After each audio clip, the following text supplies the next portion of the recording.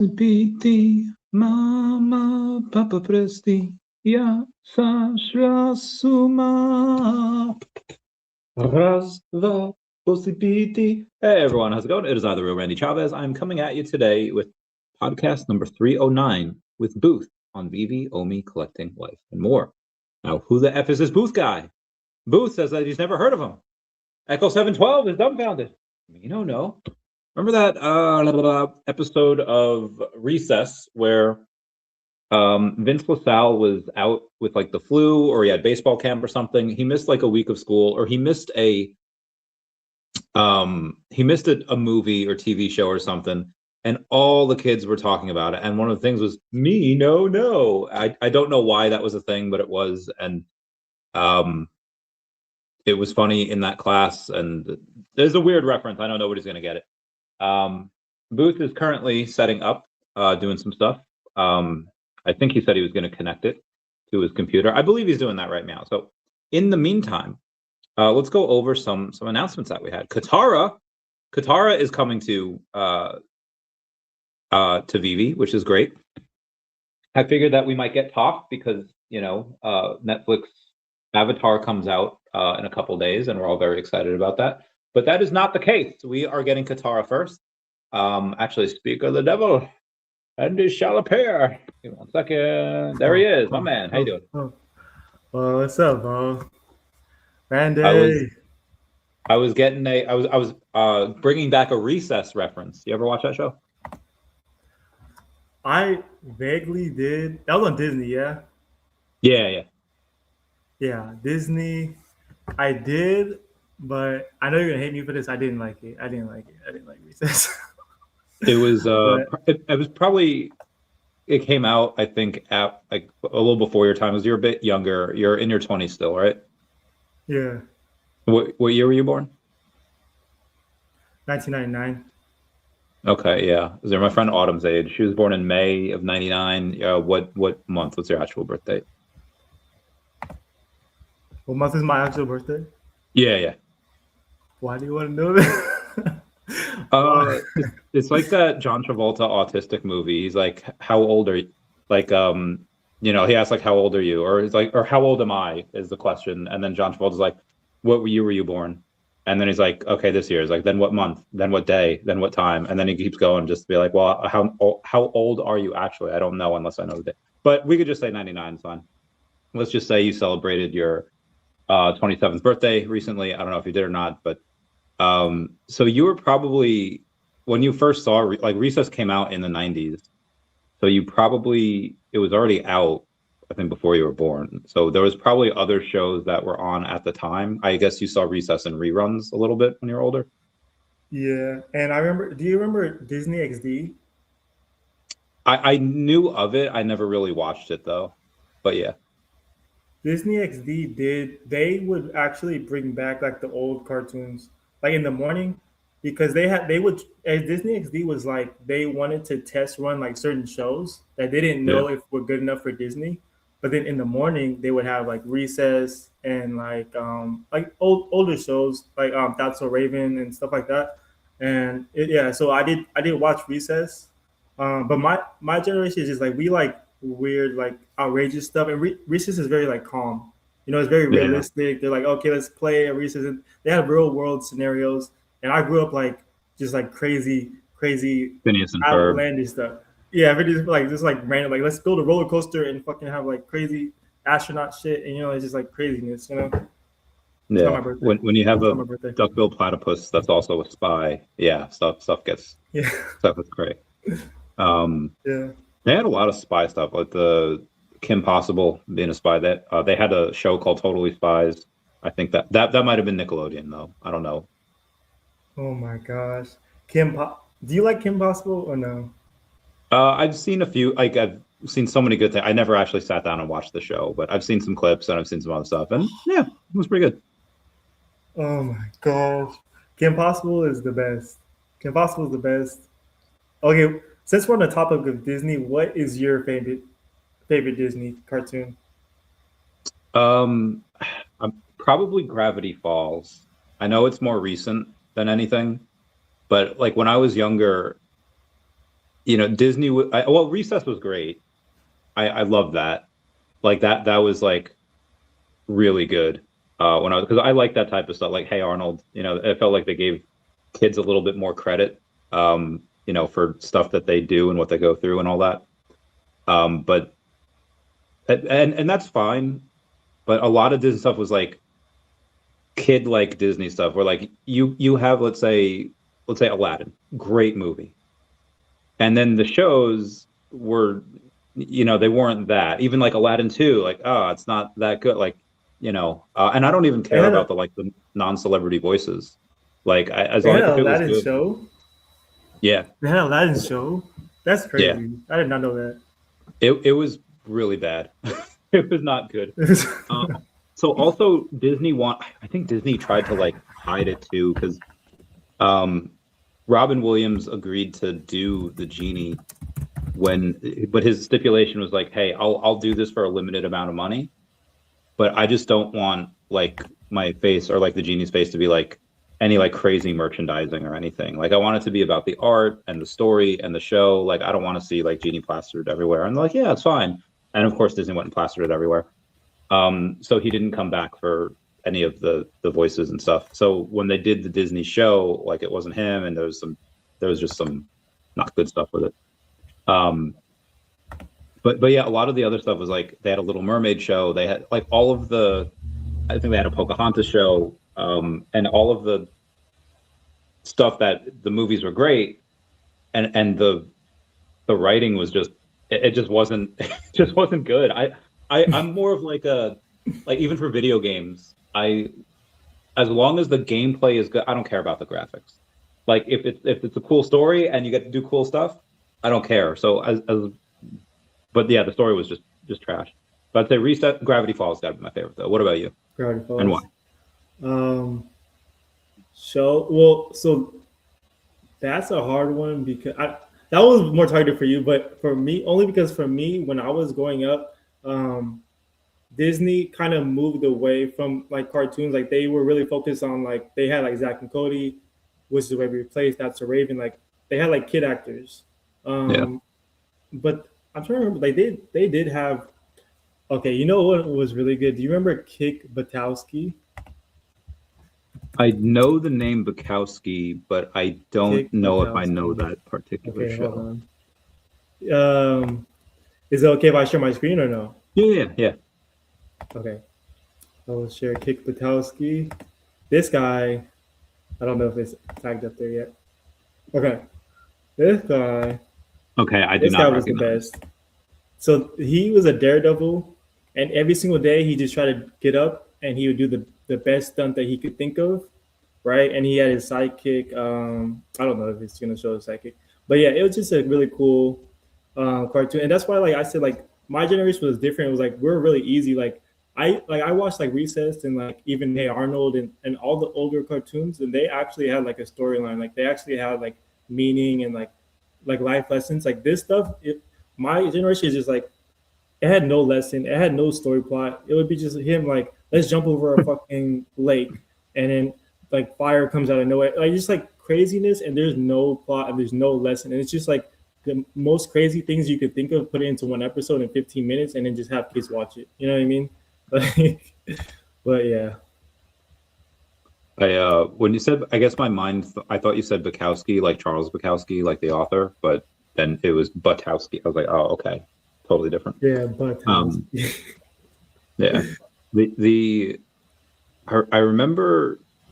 Yeah, we grew up on child actors too, because even before. So I didn't always have cable. Like for the first few years, it was just like what was the Thomas the Tank Engine thing? There's like a show that was on. Like it was like not Sesame Street. Oh, I guess there was that too, but long story short, there was like child actors on there. So and that was from I like PBS. That shit was from like 70s and whatever. Yeah. But then when I got it, all that had like come out, and all that was like the child version of SNL, and it was really good. I haven't watched any of that, but they always had like a musical guest. It was really cool.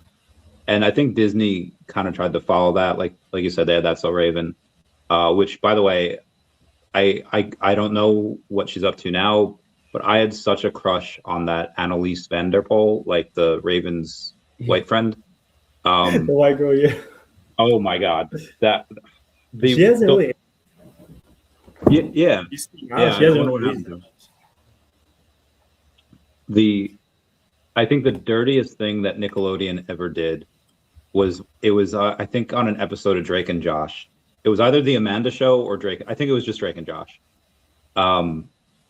They had Drake in a classroom, and it was like detention, and he was, and granted, I'm like 13 watching this, right? But he had like two like goth baddies next to him, and he's like, oh, like he was like disgusted by like the goth girls, and I was like, bro, that was like my dream, and he just like squandering it, and I was like, I had to like turn it off. I was like, this is, how dare you? Yeah, that was Yeah. I think a lot of things in like the early 2000s has been widely accepted because like the same concept with like Pokemon, like early 2000s, like if you like Pokemon, you're a nerd. You like Yu-Gi-Oh, you're a nerd. Nobody likes you. You know, beat him up and bully him in school. And now, like everybody likes Pokemon. People who have nothing to do with Pokemon packs are buying Pokemon packs and ripping them. And the yeah. same thing with goths. Like back then, like people like, oh, goth, so you're wearing black and you have this eyeliner and stuff. And now there's goth baddies, bad baddies, and like everybody likes goth girls and all that stuff. So I think over like time, like a lot of stuff has been widely accepted. You know what I mean? Like That was my thing. I even remember, just because the name, like watching Powerpuff Girls in secret and not really telling people about it.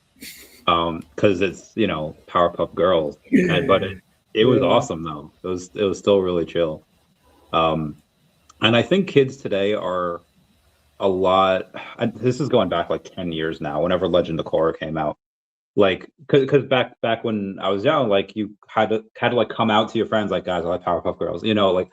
But when kids, the majority of kids, I don't know how many kids are polled, maybe like 10,000 or whatever, and they asked like, hey, do you care, like the new Avatar is like a girl, and they're like, no, she's just awesome. And you didn't have to like be embarrassed about it the way that you kind of did with Powerpuff Girls, like before it became like mainstream that it was good. But again, that was 10 years ago. I assume now it's what is, you ever see that meme about I don't know if it's a Disney show, but there's like this cow, and the cow is like comfortable in a tutu and not like whatever. And like, this is kids shows nowadays, but kids shows when we were younger, it's like Gohan getting the shit beat out of him by Cell. a cow and a tutu. Uh, I'm not. I'm not too sure. I might have to look up. I Cow and think I tutu. can. Tutu meme. Maybe. Is it like a three? Is it like him running?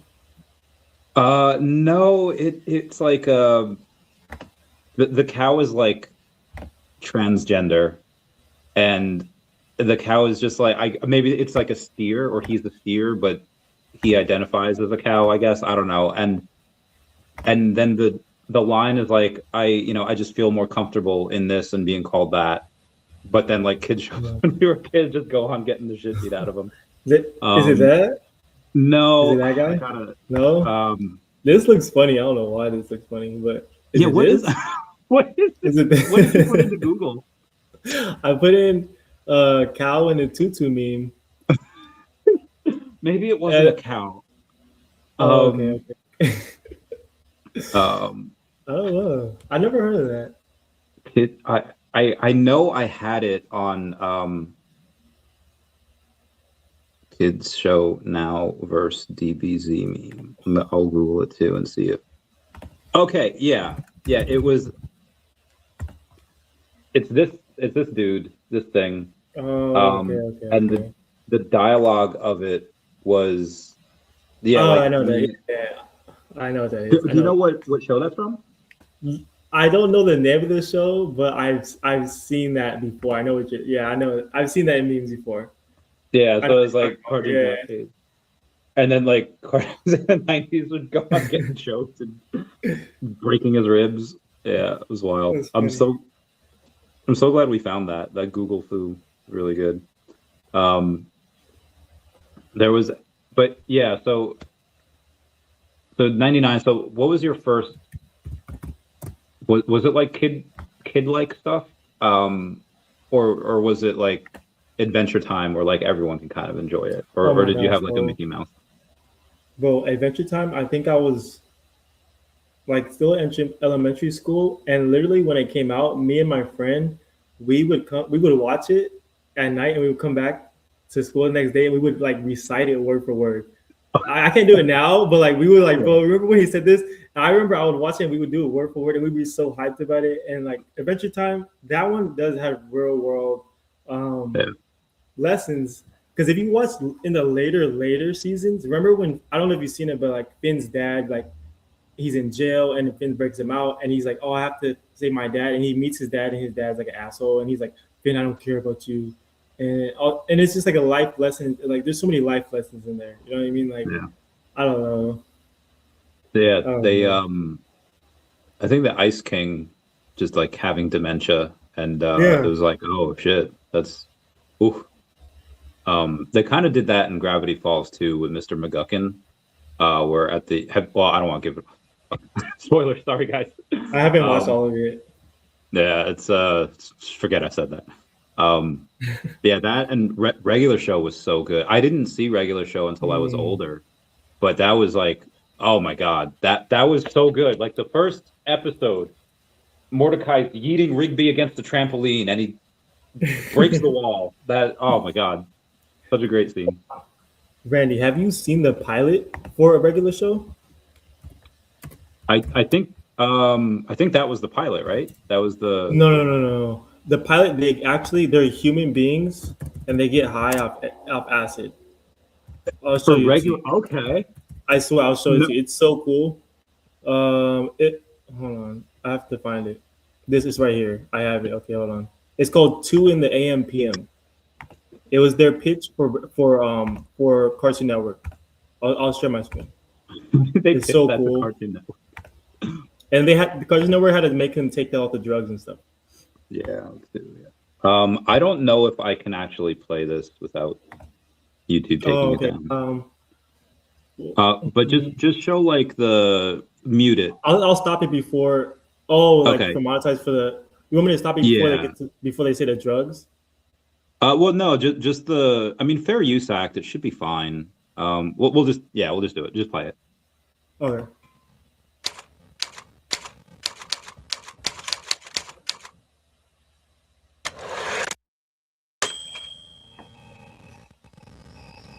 Oh yeah, I recognize the name. How much longer? This is so boring. Is that Benson? It's only 2 more hours, dude. Yeah. Yeah. Oh yeah, and that's Mordecai. Okay, I recognize the voice. Yeah. 2 more hours. 2 more hours. 2 more hours. Fuck. I was wondering what the noise was. Dude, want some candy? Nah. No thanks. Oh, come on. It's Halloween. Eh. Come on. You gotta have candy, man. You gotta have candy on Halloween. It's Halloween. Dude, candy. Oh, all right. Yeah.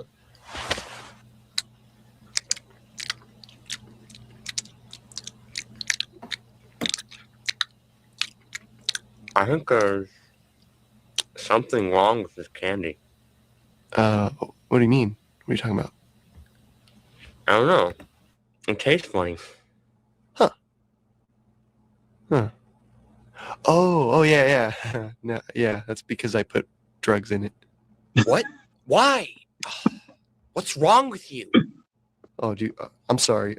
I thought Oh, you thought wrong. I mean, what did you put in these things anyway? it's just a little marijuana.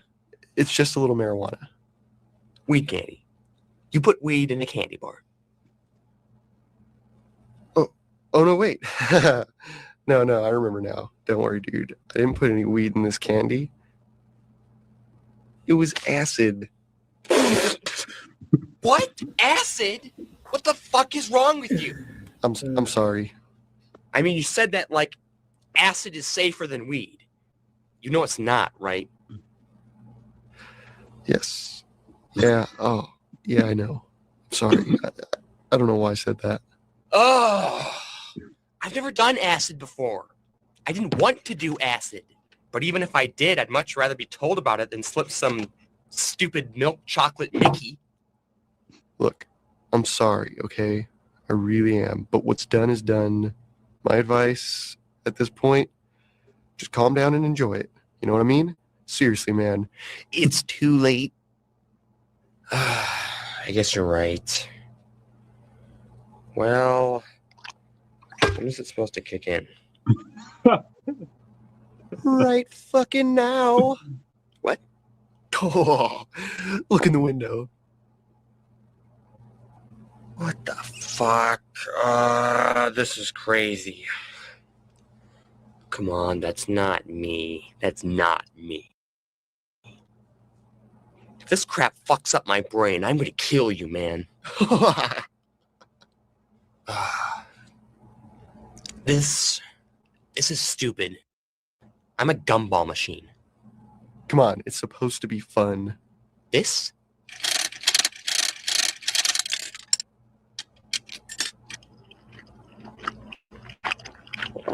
Not fun, man. Oh, cool. Fuck off! Hey, this isn't my fault, all right? Not your fault, huh? Not my fault. Not your fault.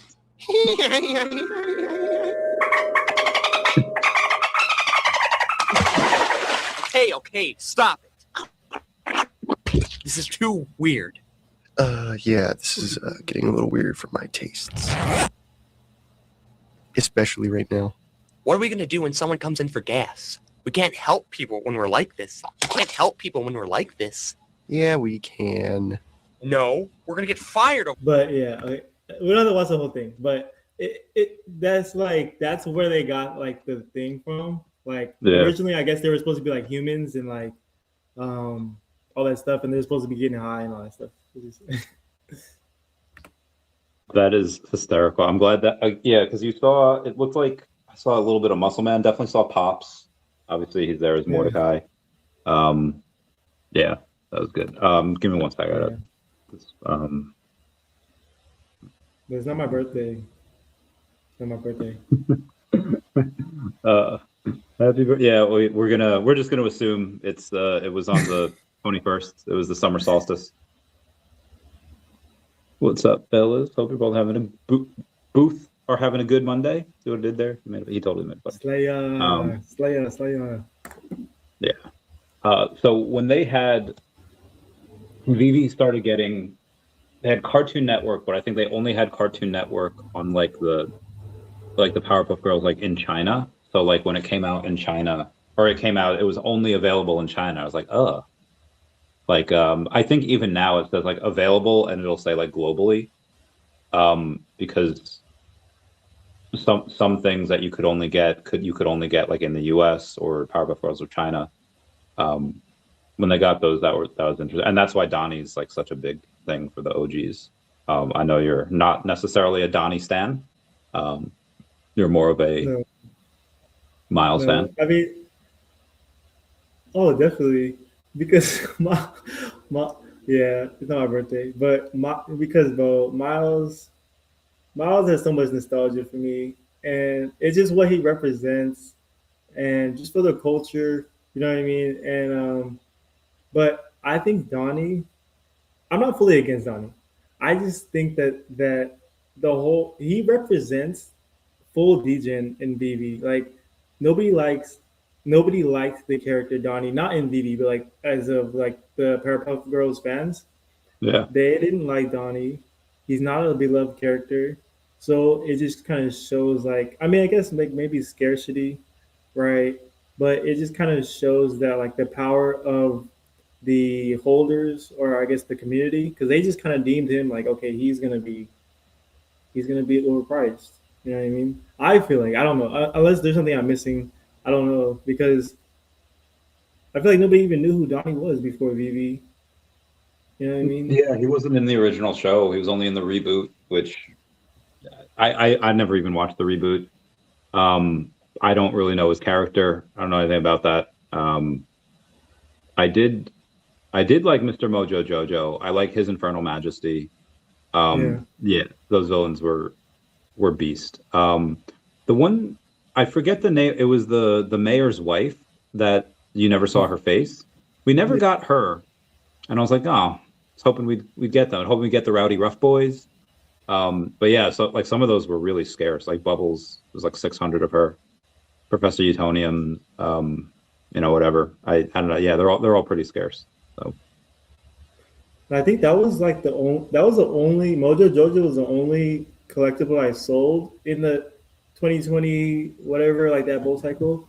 For VeVe, I think I sold them for like $700 or $800, and I remember nice. that was like to me that was big. But then I would go on X, and I remember I was gonna post it like I sold something for $800, and everybody was like selling stuff for like thousands, 10,000s. I was like, okay, well, it's not that much. But yeah, I don't think we'll see Donnie return to glory, right? Because that's what I'm trying to say. Like, it's just because the whole, I mean, unless the community really pushes it. I mean, I think Eno's bought one for, was it 10K? I can't remember exactly how much. Yeah, Gold Quest has 2 of them, I think, also. Yeah, I mean, honestly, if the VeVe OGs continue to run the markets, then I think Donnie's gonna stay overpriced. And I know people don't want to hear that, but I think that he's gonna stay like very expensive. You know what I mean? As long as VeVe OGs control the market. But if we just get a bunch of new users, in all honesty, I don't think they're gonna know who Donnie is, and they're gonna come in here and like, why is this $10,000? What is? Nobody's gonna buy it because they're like, I don't even know who this is. Like a horse, a white horse, pony. I don't know what this is. You know what I mean? Yeah. Dr. Collect has 29. Dan has 15. Guy named Hodlin Caulfield has 3, but he's trying to sell 1. That guy Hodlin Caulfield is a super OG OMI whale. Like he got OMI, I think, at the pre-sale. Like super OG. Then Gold Quest has 2, and a guy named JP Morgan has 2. And those are the top 5. I don't think that's an actual JP. I don't know. Who knows? I could just be a big shareholder in JP Morgan. I don't say a mean piece. Yeah. I think only the old school people will care about him. And maybe some of the new people that maybe like the history. I don't even think so, because even let's say like people that were born in the second half of the 90s or 2000s, like you, like the first Pokemon games you played, I imagine were like Diamond and Pearl, something like that. Yeah. Diamond and Pearl. Yeah. Yes. So I imagine that like you don't really care too much for like the Caterpie Pokemon, or you wouldn't care for like Lickitung, like any of like the OGs. Yeah, like. Well, I like Lickitung. I like Lickitung. I know nobody likes him though, and he's terrible. He's terrible in comment, but like I don't know why I liked him. I have no idea why I liked him. But my bad. Continue. My bad. No, you're good. You're good. Yeah, they did a whole episode on Lickitung where Team Rocket had just stolen some food, and then Lickitung just like ate it, like its long tongue slithered out, and Jessie's like, how dare you? And she threw a Pokeball at it, and she caught it, and then they're in town. I forget which town they're in, but they do. Girls can compete in Pokemon battles for like a doll set, and Jessie's losing, but she has a Lickitung. She's like, oh yeah, I forgot I caught this thing, and Lickitung dominates. It just wraps its tongue around everything, and they're all paralyzed. So in the show, in the anime, Lickitung's like almost unbeatable. The only reason that it got beat was because Misty Psyduck like didn't feel it. Like he was too stupid to and then eventually it licked its head so much that he used his psychic powers. But yeah. Yeah, Ligatone does have that meme respect. Oh yeah, are you all right? How into Street Fighter are you? Because we got some burns coming up here soon. Oh, I'm not. I never played Street Fighter growing up or anything, but I've been looking into it, and I think that before the previous drop, because I'll just ask chat. I'll just be like, hey, what's like the best characters like ranked? And I think it was M Bison What, like before we playable had the characters or like yeah. famous, well liked? Okay, No, like more like combat, like skill wise and all that stuff. okay. And then so before the last drop, I forgot his name. It was like something with a G, Oh, we Gauki. call him Akuma in the U.S., but yeah, it's like Oh, okay. Gauki in Asia. Yeah. So as of now, is I mean according to chat, I don't know how accurate chat is, but chat's saying that Gauki is the best like combat wise in the game, and then is M Bison, and then out of all the ones, and then it says I think like for beginner players, it's obviously Ryu, or is that how you say his name? I'm not too sure. Ryu. But, Ryu. you could probably say it either Um, way, but Ryu is the correct pronunciation. Because you already know me, like I have so much speculation with like games, NFT games, and yeah, so that's why whenever like even with like the Lamborghinis, like I started buying Lamborghinis, but I'll still look up like, okay, chat GPT, which one is the fastest one? Even though there's no game, even though there's no nothing, I just want Yeah. to like if I'm gonna buy the Lamborghini, I want to know which one is the fastest one, and like and it's the Hurricane, I think the Hurricane. So I just bought like the Hurricane ones, and like and just stuff like that. Even though it has nothing to do with the collectible, even though there's no game and there's no speed on, like you can't drive it. You know what I mean? I'm just like even with it, like for the Street Fighter, I kind of just like to rank them. You know what I mean? Compared to The yeah, Akuma's just such a beast. Machinima made a Mortal Kombat and a Street Fighter series like 10, 12 years ago, and it's so good. Like like the actors are all jacked, like they look like they know martial arts, and they do. It's really good, and the whole storyline is just really awesome. I mean, they've had 40 years to develop it. Turtle Golf saying, "This is the greatest show." Well, thank you. That's I like some of the songs from that Hugh Jackman, Zac Efron movie, The Greatest Showman. It's pretty legit. And they had it playing in Deadpool 3. I thought that was great. Did you see Deadpool 3? yeah, I did. I went with a bunch of people, and it was so dope. And I thought that wait, am I remember that wrong? I thought wasn't it supposed to be Taylor Swift was supposed to be in there or no? So there was so much speculation because because her and Blake Lively, I guess, are friends in some way. And Blake Lively was dating Ryan Reynolds, and she borrowed Ryan Reynolds' Deadpool uniform for like a Halloween thing like years ago. And so ever since then, and then when they went to like the Kansas City Chiefs games together, it was her, Blake Lively, Ryan Reynolds, and they were watching, her husband, Travis Kelce. And they're like, oh, they were probably all just filming like Deadpool 3 together, and that's why, so yeah, there was speculation that she would be in there as Lady Deadpool. That wound up going to Blake. Maybe Dazzler, because that, it's all about music. And she did a song for Toy Story, and that's cool. But yeah, I'd want her to be in a Marvel movie. I think that'd be dope. But Yeah, and then freaking Channing Tatum popped up with a terrible, with like Louisiana accent or something. I liked it. Oh I mean, gosh. Yeah, because he was That's supposed crazy. to. He was supposed to play in the Gambit movie like years ago. I'll see that. I'll see that with Channing Tatum because I like Channing Tatum. It's just I'm not gonna lie, like that accent was crazy. Like it was like I don't know. I mean, if nobody told me like where is Gambit? He's like from like the South or like the East Coast or something like But that. yeah, Yeah. Louisiana had like you ever see Yeah. Scooby-Doo on Zombie Island?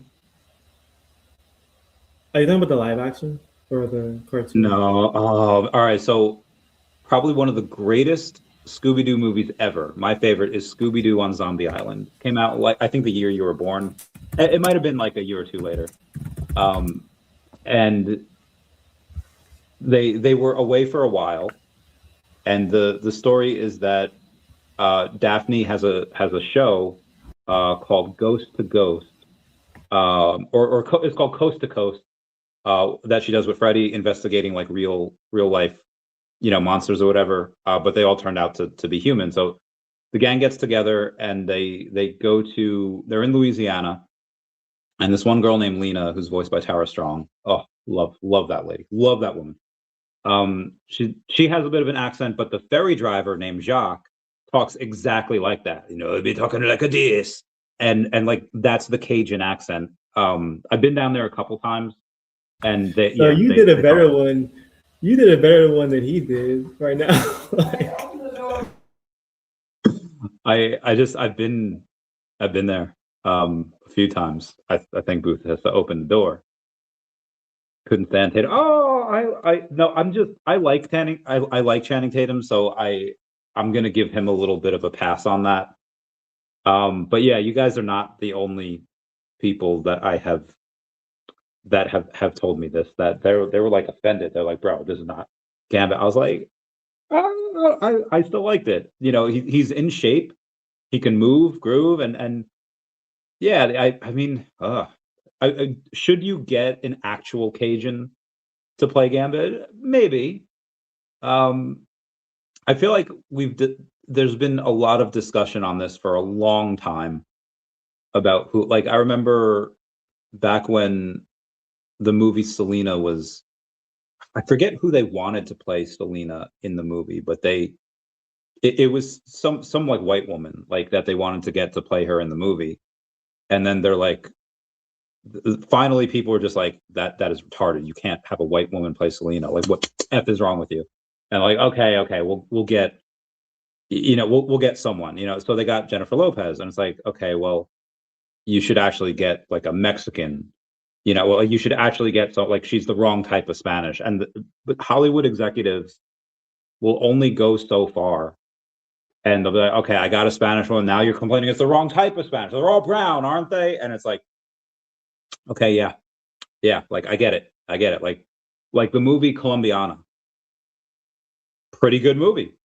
Movie Colombiana was about this Colombian like hit woman, and yeah, it was pretty good.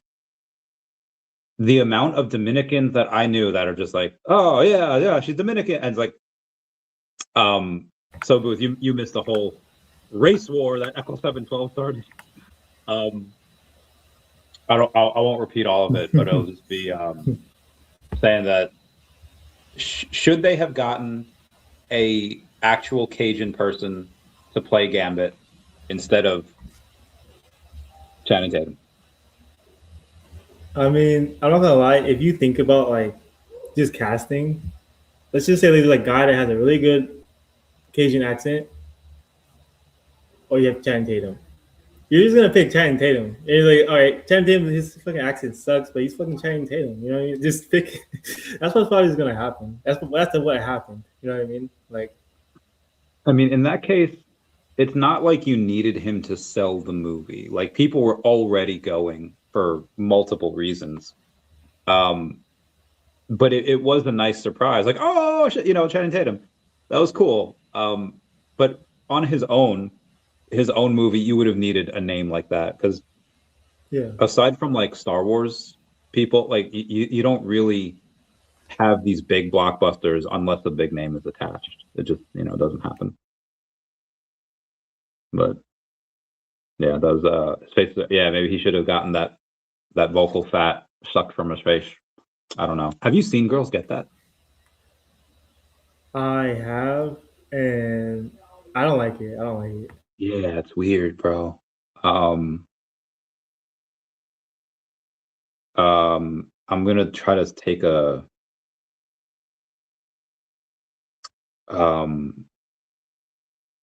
go to Google and see the okay. I Googled the fat search, and then images came up that I was not. They were showing like inside, and that doesn't look good. Yeah, it doesn't. But Jenna Ortega got it, and I think the girl from The Boys, Starlight, got it, and yeah, that's what I was gonna say. Yeah. because in the first few seasons she looked innocent and she looked round features, and then she just came out box faced, just like strong jaw, strong cheekbones, Yeah. strong everything.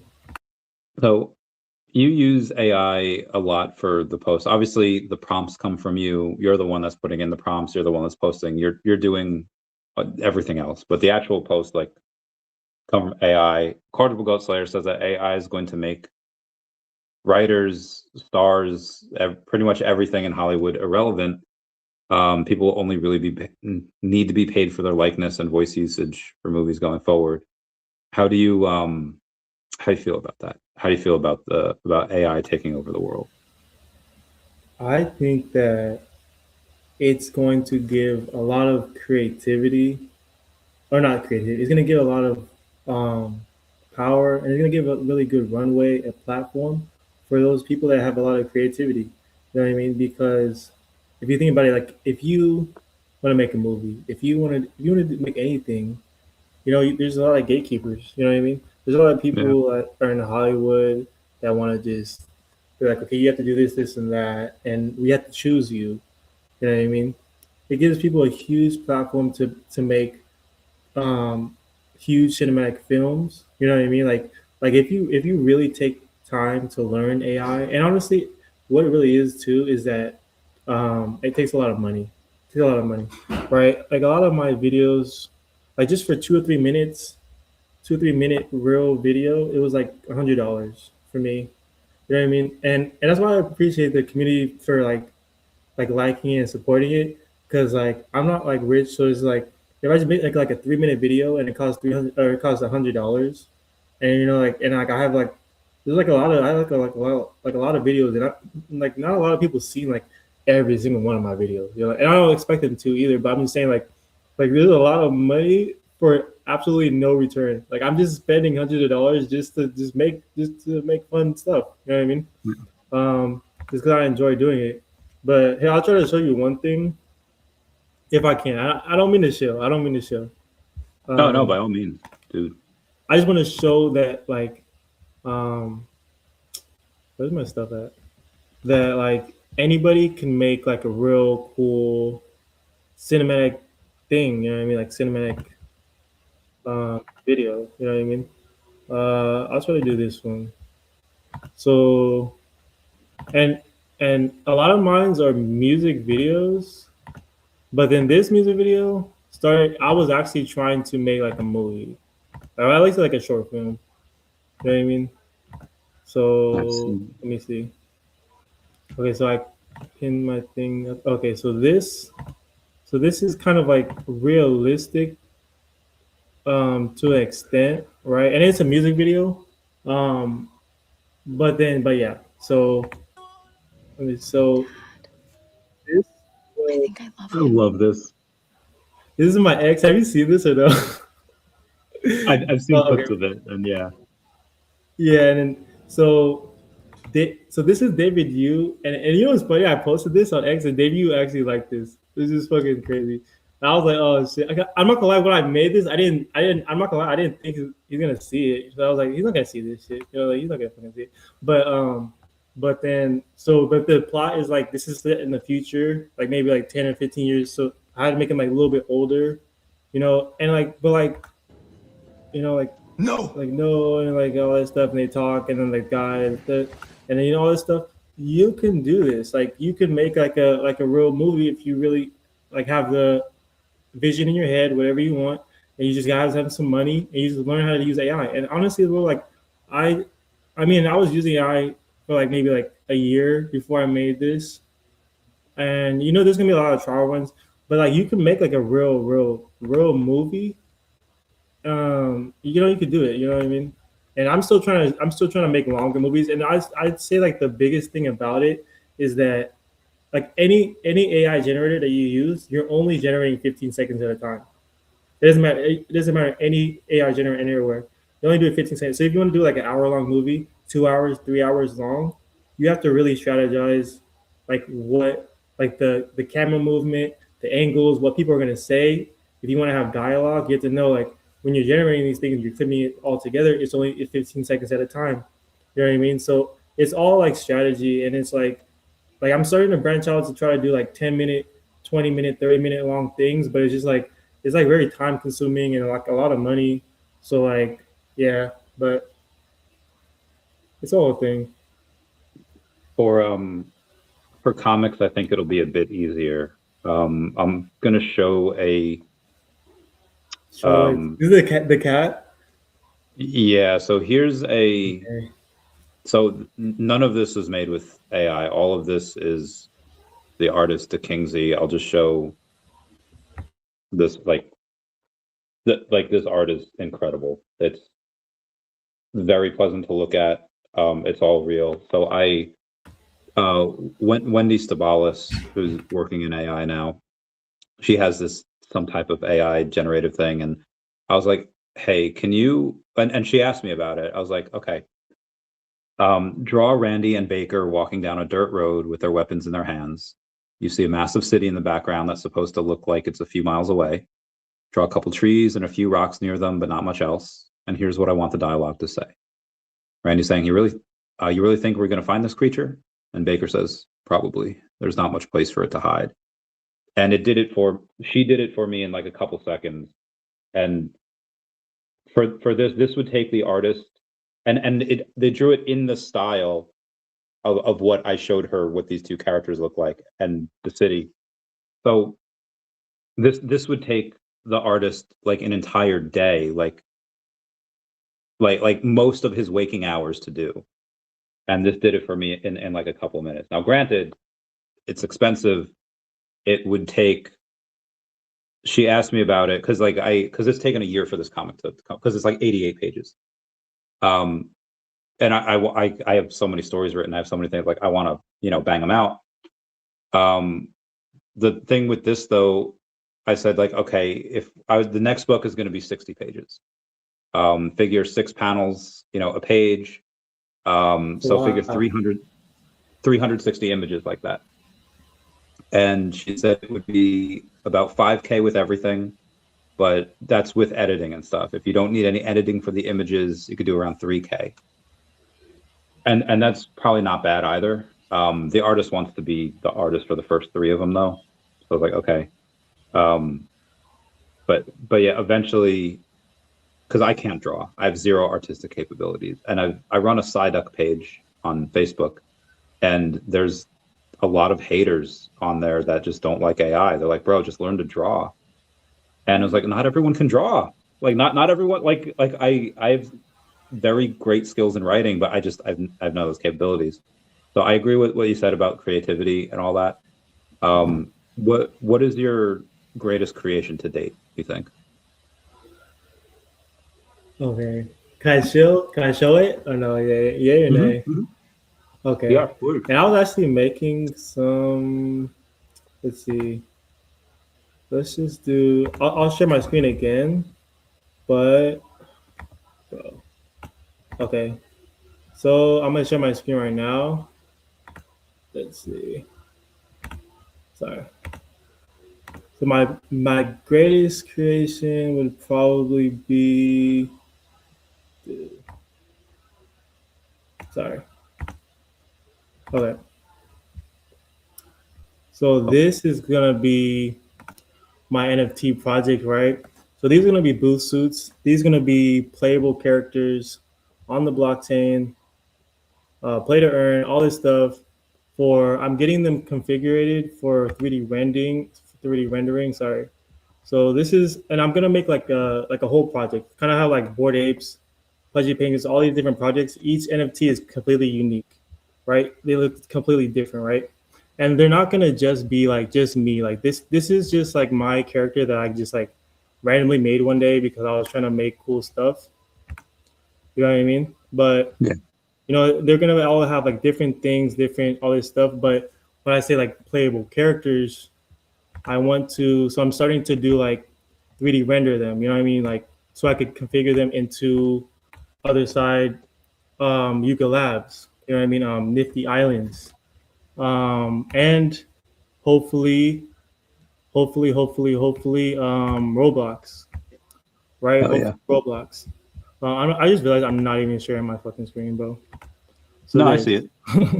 No, Okay. I was going through different. I was going through different things. Yeah. I only saw the Yeah. one, and then the second one. Yeah, so my bad, because I was going through different tabs and I forgot. Like sometimes I share my complete desktop, and then sometimes I just share certain tabs. But yeah, so different characters, different. All of them are going to be completely unique, completely different, right? And I'm gonna put them inside of 3D rendering to have different emotes, to have different. They're all gonna be playable characters, playable assets on the blockchain in different metaverses, right? Like I was talking about, Yuga, right? So other sides, XYZ. And they're not only gonna just be booth. They're not only gonna just be booth suits. You know what I mean? There's also gonna be like this lady, this girl. She's gonna be fucking walking around with a swagger thing. You know what I mean? And all the different animations. I'm just gonna have them. I want to make like 3D NFTs that actually have utilities and utilities based for the metaverse, right? So and I'm talking with different projects, like smaller projects. Like obviously I don't know anybody with like fucking other sides and shit like that, but like just other metaverse. There's actually a lot of different metaverse projects, so where you could just import your own NFTs in there. You know what I mean? If you have a small NFT project, you know what I mean? Then you can make your own NFTs and you can import them in there, and you can have build games. You know what I mean? You could build a whole bunch of stuff. You know what I mean? And I want my NFTs to have like all the best features, all the best fighting animations, fighting mechanics. You know what I mean? Like power ups, power levels, all this different stuff. You know what I mean? But yeah, but this is gonna be the main guy. Sorry. This is gonna be sorry. This is gonna be the main guy. Okay. Oh my god. Are they all named Booth? No. That's what I was trying to say. Like the girl I showed you. So Yeah. I've only created like this. This is just gonna be like the PFP asset. So PFP asset like kind of on OpenSea. I might make it a little bit better, like more like more visually pleasing. Yeah. Like maybe just like from the head up or whatever. But yeah. So this is gonna be like maybe out of 1,000 mints, maybe like 300 or 400 are gonna be like booth. Are gonna just be booth. And then I'm gonna have like, obviously like women, you know what I mean? I'm only showing her because she's the only one I've other than Booth, she's the only one that I've made a 3D render for and animations and like just have her all rigged up. These ones, this is almost ready for the metaverse, all that stuff. For Nifty Islands, it's ready for Roblox right now, but for it to be in Roblox, you could put anything in Roblox, you know what I mean? But I want to be able to I need to mint it on the blockchain and then have a representation for it in Roblox. And then just for like Nifty Islands and like other sides, metaverse, I need to have like the poly count and all. I just have to render it a certain way because you can't just import a bunch of stuff into the metaverse, into their metaverses. Like they have like their whole ODK system for like regulations for like what you can import and all that stuff. So I have to make sure that it's all like correct and everything for that. So I only have her right now, but I have other women, other guys. Like if you're not black, like if you're not like a brown skinned person, you know what I mean? Like if you don't look like this, Yeah. I still want you to buy my NFT. So I'm making other people too. You know what I mean? Like that look. I have like Asian people, white people, all that cool stuff. You know what I mean? And they're all gonna dress really cool and all that cool stuff. You know what I mean? And like it's just gonna be cool. It's gonna be cool. You know what I mean? But yeah. I have, That's my small shill for the night. I enjoy it. There was, I forget who it was, but they said that, was it Masteroni? One of the guys who's pretty good at building stuff in the VeVeverse is like, I told David I would build a game on Roblox for everyone to play. And like, yeah, that'd be dope. Especially if we could have our own booth suits. Let's get to the comments here because we are behind. People are asking, if Bitcoin starts to go up, do you think we'll have to wait for it to kind of peak, then flow into ETH, then followed by alt season? That's hard because, you know, we didn't get an alt season last time, so alt seasons might be, you might have to actually, you know, bring value to people. And if that's the case, it should be, we would get an alt season, but it would be concentrated onto companies and tokens that bring value, like VeVe and OMI, like DEFFINITY, like hopefully daCat. I know we might not get boosts quad zeros like we were hoping, or we might, I don't know. You know, we'd have to go down 50%, but you know, it's all still possible. Bitcoin goes to 38. Yeah, why not? Are you still hoping for 5 zeros or 4 zeros, or are you just kind of stacking here? No, I don't believe in that no more. I mean, in the back of my head, I mean, no else, but I don't believe in it. But I think it's possible, but I don't believe in it how I used to. Like, I'm not waiting for it anymore. I do think that we're gonna get back to below 0002 though. I don't think that. I mean, we're at 00019. I think we're below it right now. Perfect. Yeah. Perfect. Yeah, because the last time I checked, we were like 0002, like one or so, I don't know, something like that. But yeah, because if you look at, because I almost into XLM, and XLM did the same thing. Like this month, it pumped up like a lot. Like it went from like 15 cents to like 23 cents, and you know what I mean. Like so, I feel like a lot, not the whole entire market, but I feel like there's a lot of buying, I guess, in the markets. I have no idea, but I don't think it was just OMI that was up this month. You know what I mean? Yeah. You're right. There's I don't know how to say it. There's a duality of man where some people hope it goes down so they can buy more. Some people already have their bags packed and they're hoping it goes crazy. Which camp do you reside in? Well, I used to be like that, but then freaking we got Stacker, and then so I guess I'm on both sides because like a lot of my OMI, like more than 50% of my OMI, went into collectibles. So in my head, I feel like I don't have enough OMI, but honestly, the liquidity is switched into NFTs. But if I didn't pick the right NFTs, then the value did go down, right? But yeah, I do want to. I'm starting to branch out though into like L1s, and like XLM too, because I'm starting to learn that like just with like crypto in general, a lot of these tokens aren't like the only utility, I guess you could say, like the only use case for them isn't always just like ROI. Like it isn't just like buy them, price goes up, and you sell. Like XLM, like you can take collateral out on your XLM. You can loan out your XLM on certain platforms to other people. Right? Like OMI, and I'm not going against OMI, like, cause I have OMI too. I'm just saying like certain tokens, like a lot of times people, and I've been like that for the past 6 years. I'll just buy a token and hope it goes up, and I hope one day to sell. There's a lot of utility for certain tokens. You know what I mean? Like you can do a lot of certain things. You know what I mean? Like even if it's just staking. You know, I mean, staking's been around forever, right? But yeah, I mean, you could just do you could do a lot of stuff with a lot of different tokens other than just like buy, price goes up, and then sell. But you have to know which tokens to buy. Yeah, and you know, I mean, I would really recommend a lot of people to look into XRP, look into XLM, because a lot of RWAs are like the ones that are gonna bring like hundreds of billions of dollars on chain. Like I was on with True Media the other day, and they taught me a lot about RWAs as of like Pokemon cards, comics, like fun stuff. And I like all that stuff because I'm heavily into Pokemon cards. Like that's a lot of my childhood. That's a lot of what I grew up with. But the RWAs, there's going to be like hundreds of billions of dollars put onto Stellar blockchain, put onto XRP blockchain.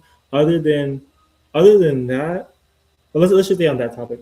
like the DTC, which is kind of just like the vault and the bookkeepers for Wall Street, they're tokenizing stocks, bonds. All of Wall Street is going to be put onto the blockchain, and it's going to be put onto Stellar, onto XRP, onto certain blockchains. You know what I mean? Onto certain L1s. And if you really get into those projects, you're going to really see a lot of utility for those L1s that you're buying into. You know what I mean? And then there's also, I mean, shout out to Hanano because he also told me that you could take out collateral with RWA Pokemon and comics. So like if you have comic books or you have Pokemon cards and they're tokenized and they're with Metaplex on Solana chain, then you could take out collateral if you have a really expensive Pokemon card. And I was like, that's crazy. I didn't even know that too.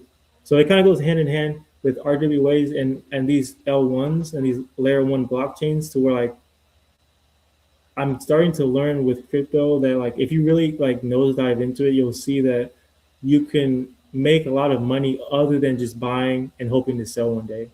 You know what I mean?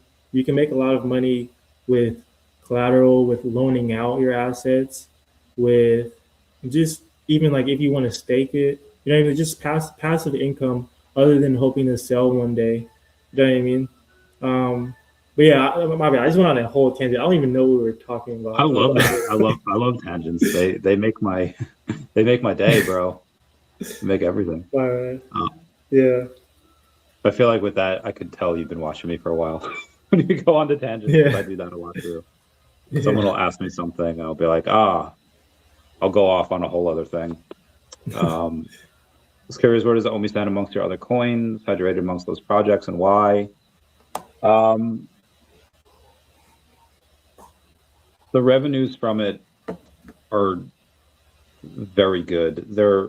They don't have as much margin as, let's say, someone like DEFFINITY, where a lot of that stuff is automated. They have much less overhead. They don't have to split the cost with anyone that VeVe does.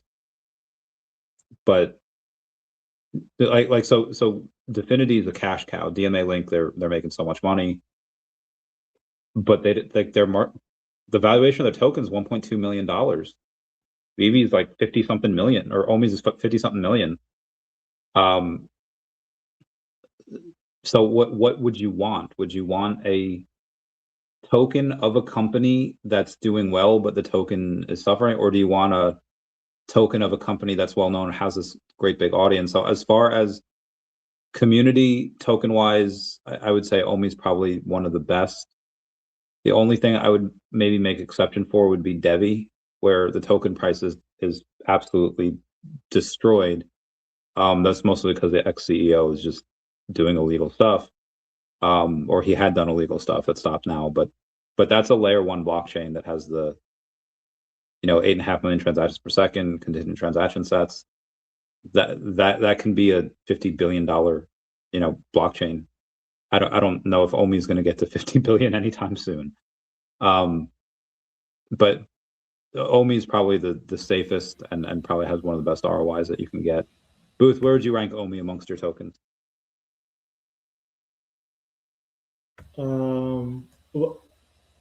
As of ranked of like as of how much I hold, or was it like importance to me? As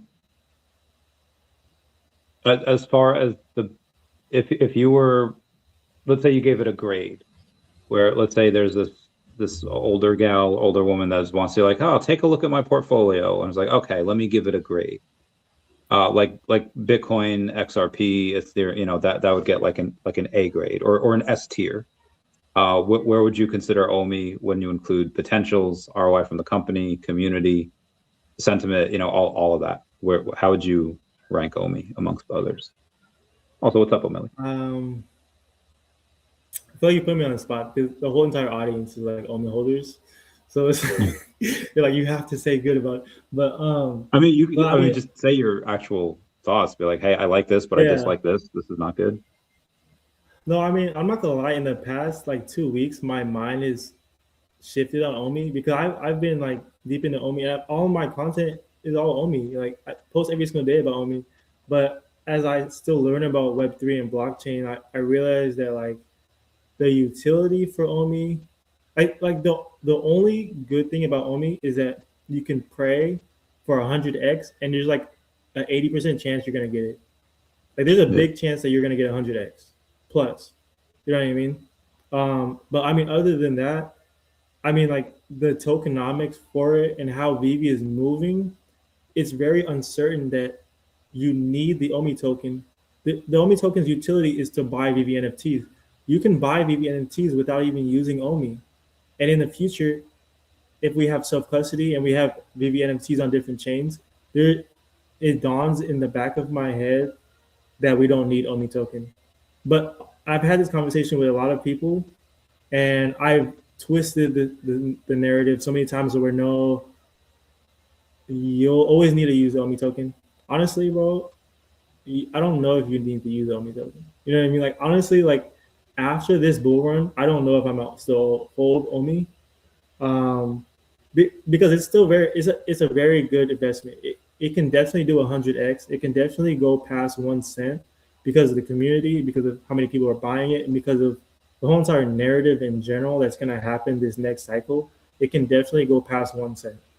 You know what I mean? Like the words I'm saying, like I'm not saying like sell it and it's terrible. I'm not saying that. I'm just trying to say that it's very uncertain what it's supposed to do. You know what I mean? Because the utility for it isn't always being utilized. And there's ways around the utility to where it kind of makes you question, aside from all the hype and all of the liquidity that's probably going to go into it because of a major bull cycle, besides all of that, do you need to use the OMI token? Probably not. Probably not. And honestly, probably, and also I made a post the other day where I clipped Dr. Collect, and he was talking about how with CollectChain he wants to integrate credit cards onto Stacker. Stacker is the main reason why people use OMI. So if one day if you have credit cards on Stacker, now you really don't need to use OMI. You know what I mean? So I still hold OMI, obviously, and I'm still gonna buy more once it drops a little bit more. But in the back of my head, I still think like, why do we need when is the utility gonna really be like in your face? Like, no, you need to use OMI for its true use case. If you want to buy VeVe NFTs, you have to use OMI. I want OMI drops. I want to get rid of gems. I want to strictly just use OMI, because then that's where you're gonna see long term, like 10, 20 years, where this token is just constantly growing and growing and growing and growing, because people have to use it. If you create an ecosystem where people have to use the OMI token and nothing else, no gems, no debit card, no nothing, all this stuff, then you'll really see a strong OMI token. But I don't know if they're building that. You know what I mean? And hopefully they are. I'm not saying they're not. I'm just saying like, yeah, they'll have OMI drops. I actually, that's good. For daCat, that would be cool if we could do that. But for a fledgling company, for the first thing that we do is just accept OMI and not have cash like that. I don't know if I should try to fight for that, because I mean, OMI's like, they still have operations they have to do. They still have stuff to pay for. So like, I don't know what the split will be. I mean, 60-40 would be dope. But you know, I think VeVe takes the lion's share. I think they take majority share of that. But I would want, yeah, I mean, that would be cool. Like if like the biggest OMI stan were to be like, yeah, I'm putting my money where my mouth is, but this is like the first thing that the company is doing. I don't know.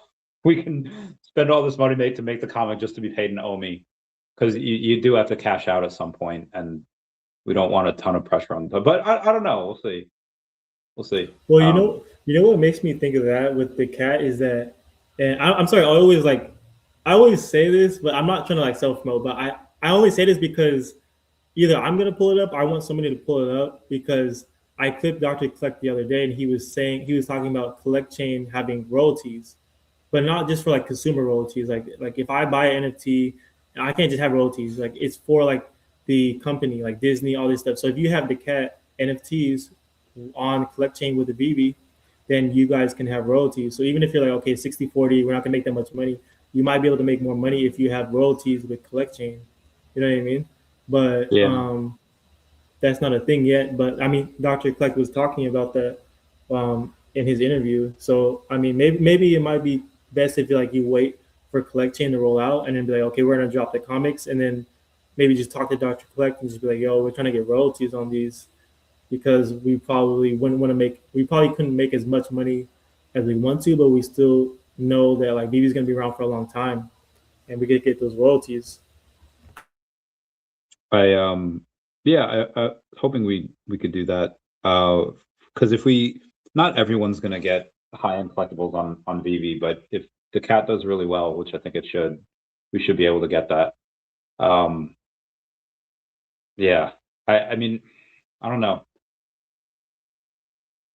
because we also have to think, how much are people going to be willing to pay, and I think like a 2% or 2.5%, that's probably fair. I wouldn't want Disney's like 6% because then it's like we have to be, people would probably not buy certain things on there because it's 10% when you go to sell. So that's why a lot of times people really argue for Todd and they argue for Riso and the gold and silver logo because it's not nearly as big of a hit when you go to sell. Whereas you sell Marvel or Disney stuff, it's like a 10% hit. It's like, so yeah, I don't know. We'll see. But an extra 2%, I think people would be able to stomach. I don't know. I'll try to do a poll or whatever and then see what people say. Hard to get those though. We had O'Milly here saying what's going on. Meow meow meow. You've been doing videos, but you've listened in on spaces as well. Aside from me, I'll take myself out of this equation. Who has like your favorite show or content? It could be True Group Media, it could be O'Milly, it could be like what about some of the VeVe Fam's content makes you be like, oh, I like this for this reason. This is cool. No, I only really I actually do it is your streams, like every single stream I'll go to your stream, but I don't know if I really like O'Milly's. I do. I like O'Milly's a lot. But O'Milly kicked me off his stream last time. Why? No, I know we just made it better right now. Right before I hopped on this stream, I was in his space and because I trolled him so bad. I did so smooth though, because I got onto the stage and I was like, "What's up, guys?" They were like, "What's up, Booth? How you doing?" All this stuff, and I was like, "Bro, play this song for me. This is," because they played my song last time. They played the World Cup song. And they're like, "Yeah, that was such a good song." I was like, "Yeah, it's good. Play this one now." And and it was a song called, I won't say the first half because it's very, very R-rated, but the second half is called Anime Titties. It's called blank blank Anime Titties. And he was like, "Okay, I sent him the link. He's like, all right, I'll play it, bro." And he played like 10 seconds of it. He's like, no, I'm not playing this. I'm not playing this. I was like, okay.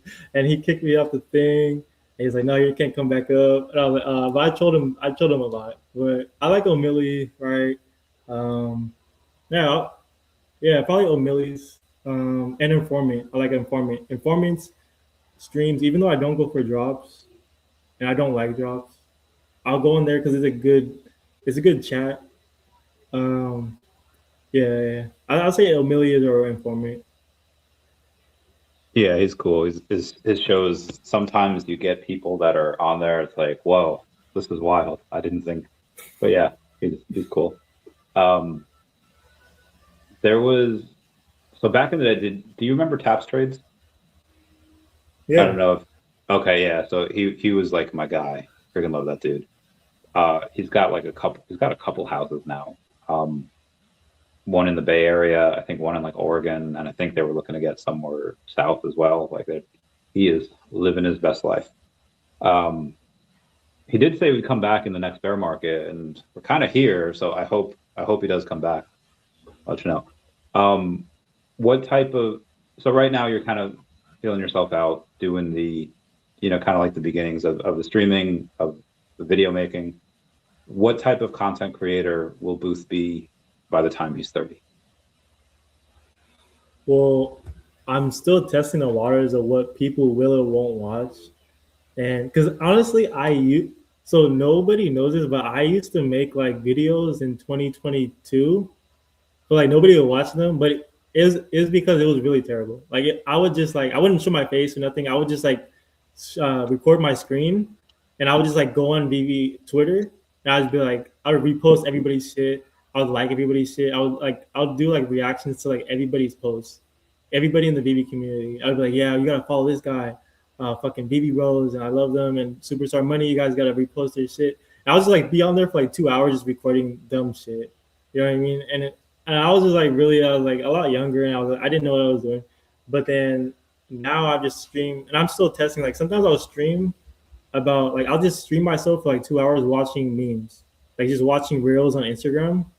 And sometimes people like it.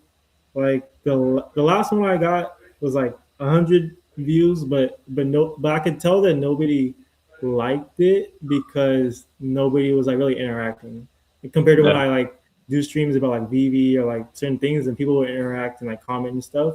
But like if I'm just streaming about like just me watching reels and watching funny videos, like I don't know if people really want to watch that. Yeah. Even though I like to do it, you know what I mean? But I think it's just the audience. It's a certain audience. Yeah, it gets hard because now there's so much content creation all the time, and you need to know like, what type of, not just content creator, but what type of influencer do you want to be? Do you want to? I mean, making people laugh is fine. Like that brings joy, and that can scale very beautifully. Education's a little harder because, like, I mean, my audience hasn't really grown in the last few years mostly because of bear market, but because there's kind of a cap for people that are interested in finance, interested in whatever, and then they just don't have like the attention span for it. Because I mean, learning sometimes is boring, and you want to go and watch a crazy video of a guy talking about how he had a crush on this girl, and he was in like 4 out of 7 classes in middle school. So she picked him to like be the person to wheel her around after she broke her leg so she was in a wheelchair so she can get to her classes. And he convinced himself that they were like dating, like because they would talk like on the way from class to class. So after she got out of the wheelchair and she was like walking again or whatever, he spent an entire afternoon trying to break his own leg in order to him be in a wheelchair so he could pick her and they could continue this relationship. He wound up breaking 4 of his toes, and he was on crutches. And that story and the comments was what, like, Batman would not be able to get that information out of me. And this dude just folded under zero pressure and decided to tell us. And that video got like 3 million views. Like that was insane. If let's say the algorithm decides that, let's say one day you're filming and you fall on like your sister's or your daughter's like dollhouse or whatever, and then suddenly, slapstick comedy, and each video is you getting hurt, but you get like hundreds of thousands of views each video. Would you still do it? Would you continue that? How much abuse would you put your body through? Oh, would I continue the trend? Like, would I continue to hurt myself? Yeah, like would you be like, okay, I'm gonna try free running now with 0 experience, and then No, I'm not doing that. I mean, okay, unless I was getting paid for it. Well, yeah, they get paid for it, hundreds of thousands of views. Yeah, but I don't know if you get paid for 100,000 views though. On YouTube, if you get monetized, you get paid. Like for my stuff, like 1,000 views is like $10. So I don't know if it scales that well. It's like, okay, so then 10,000 would be $100. That's cool. So then 100,000 would be $1,000, and it's like, okay, well, if I can make a couple $1,000s by doing this, if you each day, then it might be like, okay, I'm gonna try to jump over this bridge, and then dislocating the shoulder. Like I don't know if that's worth it. I don't know if I'll do that. That's kind of too much. Cause I don't even have insurance, bro. Like I can't do all that. Like, but I don't know. I understand what you mean. Like doing content that you don't want to do. Is that what you mean? Yeah. saying like, oh, I found this, because I feel like a lot of people, they figure out like, oh, this new trend is happening, and they have to cancel their, their previous video. They have to cancel their afternoon plans. Like, I got to hop on this trend. I got to make it. Yeah. I feel like that's where like branding really comes in. Like with you, and this is just my own opinion. I don't know. Maybe you could like correct me, but I think that you can like literally talk about whatever you want, because people just generally want to see you. Like people just like Randy Chavez. You know what I mean? Like people you can talk about anything and people will watch it. You know what I mean? Like that's what I want to build. Like I want to build a community. I want to build like PR and my brand to where like I'm able to talk about anything, because I realized once I started getting into the VeVe community, like I had like a choice when I first started. Like, okay, you want to do drop streams? If you do that, you have to only do drop streams. Like you can't do anything else. And if you start talking about VeVe stuff, you have to strictly only talk about what's trending. Like so like the meal. Like I know people are gonna hate me, but like I really didn't like meal that much. You know what I mean? And like, Mio. But who's me? Wait, remind me of Mio. Mio, like with D-Roy. Oh, okay. Is that how you pronounce? I always called him Mayo. Okay, I'm an idiot. All right. But yeah, I mean, I didn't like it that much, and I'm not trying to like talk bad about the thing. I'm just saying it because like there's so much hype for it, and it's kind of getting annoying a little bit. Like every single post on my feed is like Mio. I'm like, okay, like I liked it. Like I even made a video. I made a whole 2-minute AI video thing and a whole cool thing. Everybody was like, that's cool, and I liked it. But then now it's like kind of getting annoying. But I realized that like, what kind of streamer, what kind of content creator are you going to be? Are you going to be one that follows trends and only makes certain content on trends to where you're locked into that box? So whatever is trending, you have to make content on that and nothing else. Or are you going to build your brand? Are you going to build your empire and like whatever? You can talk about whatever you want, just because generally people generally want to like see you. You know what I mean? Yeah. Lean into being weird. Like that's my advice, because that's what I did. I was always make these references to pop culture, and I mean, obviously having the financial background and having experience with that helps, but I think that like you have everyone, like if you want to like really like study economics, and you can watch videos on that, and people, I don't know if they could explain it as succinctly as I would in the way that I do, but you can learn. But very few other people are referencing Gilmore Girls and Star Wars like dozens of times a stream. So speaking of being weird, when I had mentioned before, I had a crush on Annalise Vanderpool, the white chick from That's So Raven. Who is your childhood celebrity crush that you like when you were like 10 or whatever? You're like, I like this girl. Animated, you watching? Do animated and non-animated. Because when I saw the Sailor Moon when I was like 4, and my God, like I knew I was straight. I knew I liked girls. So I was like, whew. Okay, I'm gonna say this and I'm gonna answer it. This is a really good thing, but don't get off track what I say. So I was just on Kid Arcade stream like right before I came on this stream, and he asked that same question. He was like, everybody, it was Hananu and Shane, Video Shane, and he was like, okay, everybody go down the line. Who is your childhood crush? And he literally just asked me the question. Wow. So I think I'm like, what? How did you were you watching that stream? Why are you asking that question again? That's funny. But okay. We're gonna do animated and not animated. Dawn, Pokemon Diamond, because Dawn with Piplup. Yeah. And that's one reason why. Now I think back at it, that's probably why I like Piplup so much. Because I like Dawn. Dawn was that was like the new generation's Misty. Yeah. And I just like I like short hair, and she always had like this skirt, and she just looked great, right? But then that's animated. And childhood crush, honestly, it's I don't want to say the same thing I just said on the other one. You can, like, by all means. Yeah, because I know there's too much dead air. I'm just gonna say Selena Gomez. I'll say Selena Gomez. Okay. Selena, Wizards of Waverly Place. Did you used to watch that? I was a little older at that point. I know what it is. Like, yeah. Is she in the reboot? I haven't seen the reboot. There's a reboot? I think there is, unless it was like a fan made man. thing, but I think there is. Yeah. That's crazy. And yeah, Selena Gomez in that. Yeah, because yeah. Yeah. Yeah, probably just Selena Gomez and Dawn.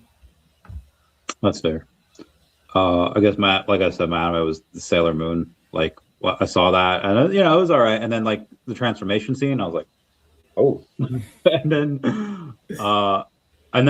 and I guess my first would like the first human celebrity, probably Amy Jo Johnson, the Pink Power Ranger. She was, yeah, peak. Like that was peak feminine. Because I think I saw that before I saw Saved by the Bell. Because Kelly Kapowski, when we were all young, like she was just the most beautiful. Yeah, I guess back in the day, like everyone had the same crush because there wasn't that many channels, there wasn't that many places. But now, like, I feel like kids could have like a crush on like this random YouTuber or random streamer or whatever, and like 100,000 people might know that person. Yeah. I've dated a fair amount of girls whose first animated crush when they were younger wasn't like Hercules or Gaston. It was one of the lions from The Lion King 2, like the Kovu, like the and I was like, what? And they're like, yeah, and like it's multiple girls that I've dated that have like said that, and I'm like it wasn't in like it was, yes, a very unique experience. Wild times. That was have you had any weird girlfriends? Have you had any girls that you've dated that are just like, this is a weird one? No. I've only had 1, 2, 3 girlfriends ever. But there's one of the weirdest, because normally I'm not gonna lie, like I'm pretty weird too. But when I was in high school, I only dated one girl while I'm in college. But when I was in high school, I was kind of like more like a jock. Like I trans like when I grew up, like elementary school and middle school, I was like a nerd, Pokemon, Yu-Gi-Oh, heavily, Bakugan, all this fucking nerd shit. And then when I got into high school, I grew tall and I was stronger. And then they were just like, okay, please, you're gonna play sports. We don't care. So I had to play sports. So I just kind of hung around with a lot of different people. But I didn't really like hang out with like a lot of weird, quote unquote, weird people. Even though I'm kind of somewhat weird, but I remember this one girl, we were hanging out, and she was kind of weird, but I liked her because I was like, this is different. Like she's kind of weird. But then we were drinking a bottle of alcohol, and then she threw up on my shoes. And then I was like, that was so nasty. Because like when you're in high school, like you usually like you're like, oh, we're gonna make out or something. So we were like in the baseball like dugouts. So I'm just like we're hanging out. I'm like okay, at some point we're gonna start making out. And then she throws up and she vomits all over my shoes, and I'm like, bro, I'm not making out with her. She was like vomit mouth. You know what I mean? So I'm like, okay, this is over. This is obviously because like right when she threw up, I was like, okay, like my objective was like we're gonna make out or something. And if you have vomit all in your mouth, I'm not making out with you. So I was like, okay, I think I'm gonna text you. I have to go. I have to leave right now. I think I have to leave. I have to go somewhere. And she was like, oh, you have to go. I was like, yeah, I have to go. And she was like, okay. And I felt bad because I never texted her. I never did nothing ever. I never talked to her ever again. And then I saw her one day at the trolley. I was like, oh, and I kind of did want to talk to her, and she was like, you should text me. And I was like, I'm gonna text you. I never did. I don't know why I didn't, but she was a really nice girl. She was really really cool. But it just kind of like you throw up, I don't like if you throw up on my shoes. Like it's not cool. It's not cool to throw up on my shoes. But I had kind of the opposite happen. Almost there was at this party, and this was like 2012, so it was right before I joined the military, and but I was like 21, and I was just drinking a lot, and I remember drinking a little too much, and go to the bathroom. I had to rough it up, right? Had to puke, and then this girl, I won't say her name, she comes in, she's like, all right. And I was like, I don't know. I'm not gonna rally or anything, but I think I'm all right. And she locks the door and unzips my pants. I was like, what are you doing? And she's like, I'm taking advantage. And I was like, okay. And and that was an interesting one. That was a weird one. I feel like, and I won't say like get away, like obviously I consented, but I feel like if a dude were trying to do that, that would be like so creepy. But a cute girl does it, and it's like, ah, yeah, nice. Yeah. Out of the girls that you dated, were any of them like super obsessed with you? Like they would call like multiple times a day, text multiple times a day, or were they all pretty chill and they would like kind of give you space?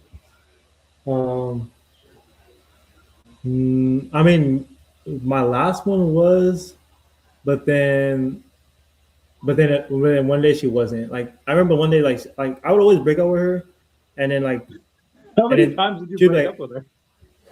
I think just twice, But then we always get back together, and then like I remember the first time I broke up with her, then she took my phone and she smashed it in the street. I was like, "Why the hell you smashed my phone, bro?" That was an iPhone. I never had an iPhone before. That was my only iPhone. And then I remember this one girl. I was actually obsessed with her, and I remember the first time we slept together. We were in the bed, and then we woke up in the middle of the night, and there's blood everywhere, all over the sheets. No, she And then had she was a really period. embarrassed, but I was like, yeah, but I was like, no, it's okay, it's all good.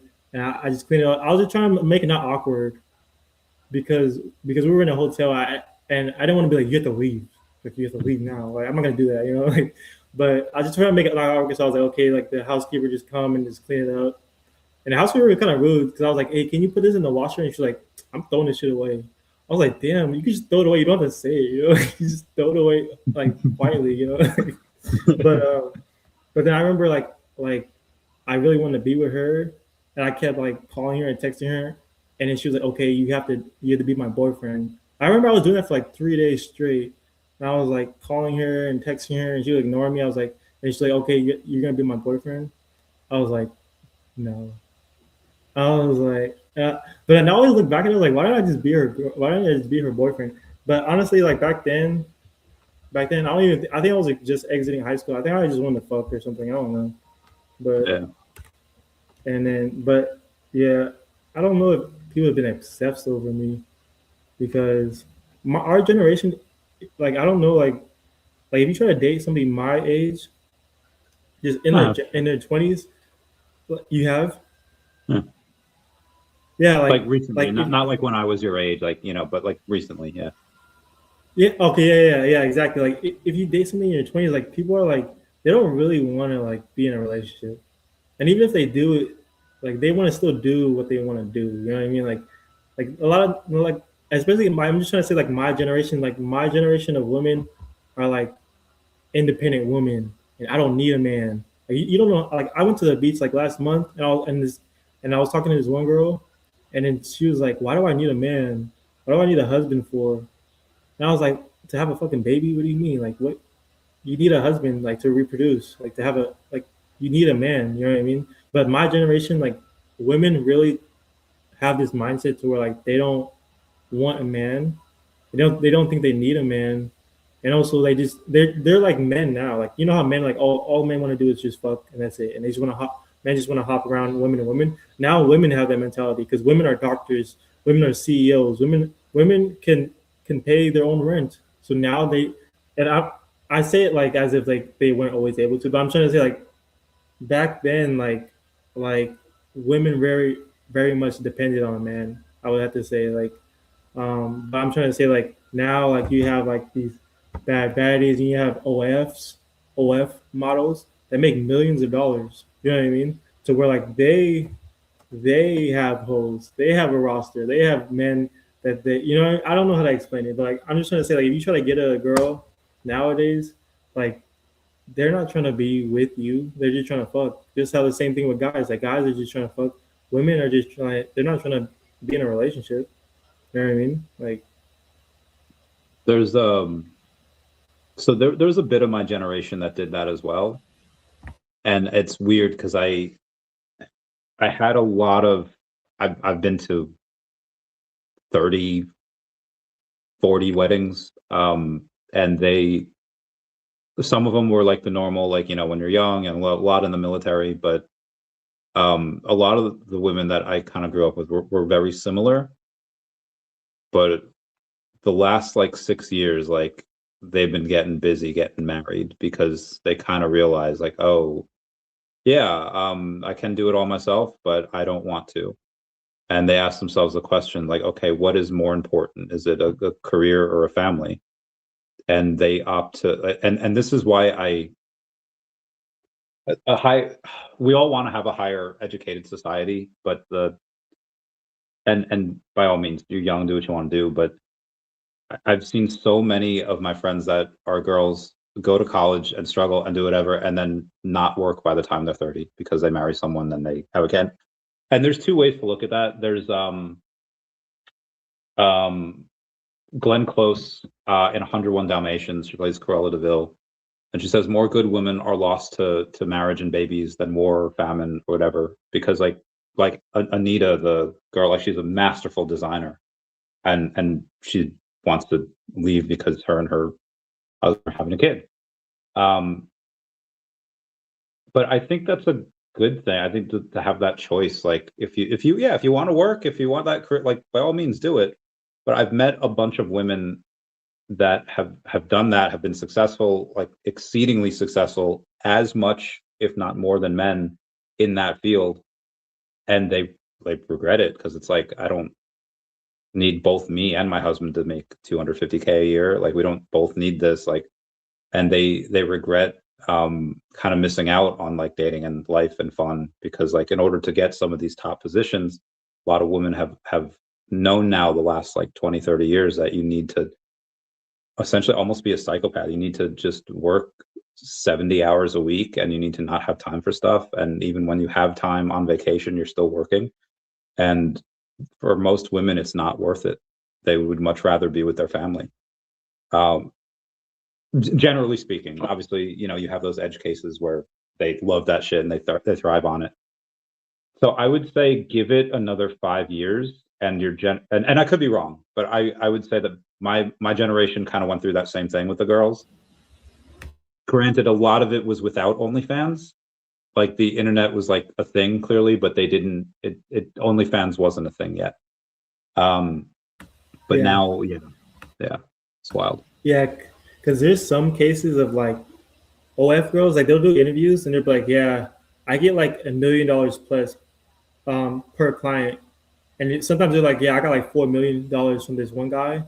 And I'm like, bro, how are they getting this much money? You know what I mean? And they're all like 21. Like imagine if you made $4 million off of a video. I mean, obviously it's an X-rated video and it's like explicit, but like imagine if you made like $4 million just off of one video. You would have no moral standards. Your brain would be messed up. It depends what you have to do for it. Because like as men, we have it a bit easier in the fact that if we're making money banging hot girls, like you're the man, like you're up top, you know. But as a girl, you know, doing that, it's like, okay, your kid's gonna see that, like your kid will get bullied in middle school, but at least my mom doesn't have an OnlyFans. Yeah, how's that gaping asshole of hers? Like that's, unfortunately, that's something that you know a lot of younger people are not thinking of. What the fuck? I don't know. I'm just trying to think, what would a middle schooler say, right? Like that is probably what, you know, kids are cruel and mean, and yeah, that's probably what would be said in a thing like that. So yeah, but and women just have that. It's an unfortunate double standard. But so if it were the opposite way, it's like, okay, well, what if you had to like beat up like an animal or a kid, and it's like, I may hunt, you know, it's different, like hunted, but it's different. Like, I don't think I could do that morally, because like I know people, and let's say if you want to choose to be childless, if a girl's like, hey, I didn't have a good childhood, I don't want kids, I'm a little fucked up, I'm not gonna do that to someone else. Cool, by all means, get your stuff. Your future, any future kid, like if you're not gonna have kids, they're not gonna get bullied. But I think what some of the long-term consequences of just birth control and what some of these women are doing is that they are hurting their future kids. Their future kids will get bullied because of it. But the thing is, when you're young, you don't really think about that stuff. Like even like for me, it's like, I shouldn't eat this whole tub of ice cream. I'm gonna get sick. That is future Chavez's problem. And then I eat the tub, and then 30 minutes later, future Chavez was me. But I would like to think that if offered an insane amount of money to do a video where I was hurting a conscious being, that I would not do it. Now, again, that's the Nazi watchtower thing. Like we don't know unless we actually have that. But like, I don't know, what would be your thoughts? Like, let's bring it back to the actual video. If you were to have that opportunity to make an X-rated video at someone, and let's say it was to make $250,000, not even 4 million, but like, would you do it?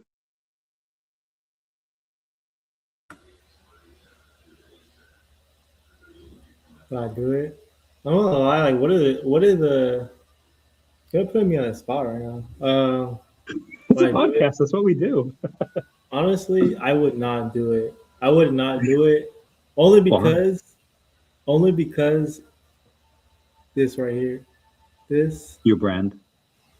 No, not my brand. That's not my brand. This is Web3. I know, but like your brand, do you think would take a hit because if you were to do something like that? Oh, definitely, yeah. Definitely, yeah. What type of hit do you think it would take? It depends. It depends if how chill my audience is. If they're like, I don't give a shit. Like he's a porn star. Who cares? You know what I mean? I don't know, but I'm just saying it because this Web3, like before 2021, that's when I got into crypto. Before then, I would probably say yes, because I would just be like every everyday other person that doesn't know how to make money, that doesn't know anything about the world and where the whole entire economy is going. Everything's going to be tokenized. Everything's going to be on blockchain.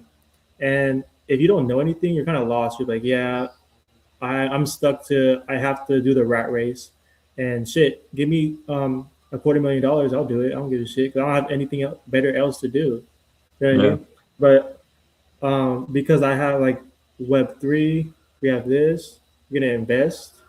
You could, like, you know what I mean? Just spend your time studying blockchain, study where everything's going. You know what I mean? And OMI token too. OMI token, because I see that hi there, hey. He's saying that he wants us to go back and forth with OMI. we can go back with it. I mean, no, I'm not gonna go back and forth, but I do think that because I mean, if you follow me, and I'm not trying to show myself. I'm not trying to say like, oh, go follow me right now. I'm just trying to say like, if you actually look at my content, like 80% of my beginning content was analyzing the OMI token, was just making content of the OMI token. A lot of my songs, a lot of my videos, a lot of my posts are about the OMI token. But as of this month, and kind of creeped in like last month too, like I was kind of seeing like you don't really need to use the OMI token. You know what I mean? And if you kind of really analyze Dr. Collect's interview with Jan Collect, he was really like saying a lot of self-custody is going to be brought with Collect Chain. He even mentioned non-custodial wallets like MetaMask. He was saying credit card payments on Stacker. You know what I mean? To where it's kind of like, I mean, I already kind of explained that. Okay, that's really easy to understand. Credit card payments on Stacker. Okay, you don't have to use OMI token. We understand that. But if you kind of branch out to self-custody, and this is what kind of expanded my mind to where, like, let's say like we have self-custody with VeVe NFTs. So with that, let's say we have integrated to different blockchains, or just even self-custody with different wallets. Then you can buy and sell and just interact and exchange these NFTs with other wallets away from VeVe, to where you don't have to use the OMI token even further. And then on top of that, it's just Yeah, Ben in Korea, what's up, man? And so that's what I'm trying to say, because I already don't go for drops. I already don't go for drops. You know what I mean? So I don't really interact with the VeVe web app that much. You know what I mean? I'm really only on Stacker. So if you take away the option of using OMI replacing it with a credit card, then I'm probably just going to use a credit card. And I honestly think a lot of people are going to use that too. To where it's like that's the main revenue for OMI on Stacker. You know what I mean? So I don't know. I'm just seeing too many avenues being created for people to not use the OMI token, whether it's self custody to where you can put it in MetaMask, and you can look this up. And that's why I was trying to. I'm not trying to like shill my own shit, but like you can look at it's on my X. Like I clipped it because the interview was like, bro, it's like 2 hours long. I mean, I'm not saying don't watch it. Like watch it. I'm trying to say, but I'm just trying to say like if you just want to see certain parts, like I clipped where he's talking about he's gonna put the credit card into Stacker. You know, I clipped certain things so that people could really see like, okay, like these things are trying to be trying to happen. You know what I mean? And we all know VeVe, like they say they're gonna do certain things and it just takes a long time to happen. It's not like it's not gonna happen. All right, the VeVe verse, it took a long time to happen and then it happened.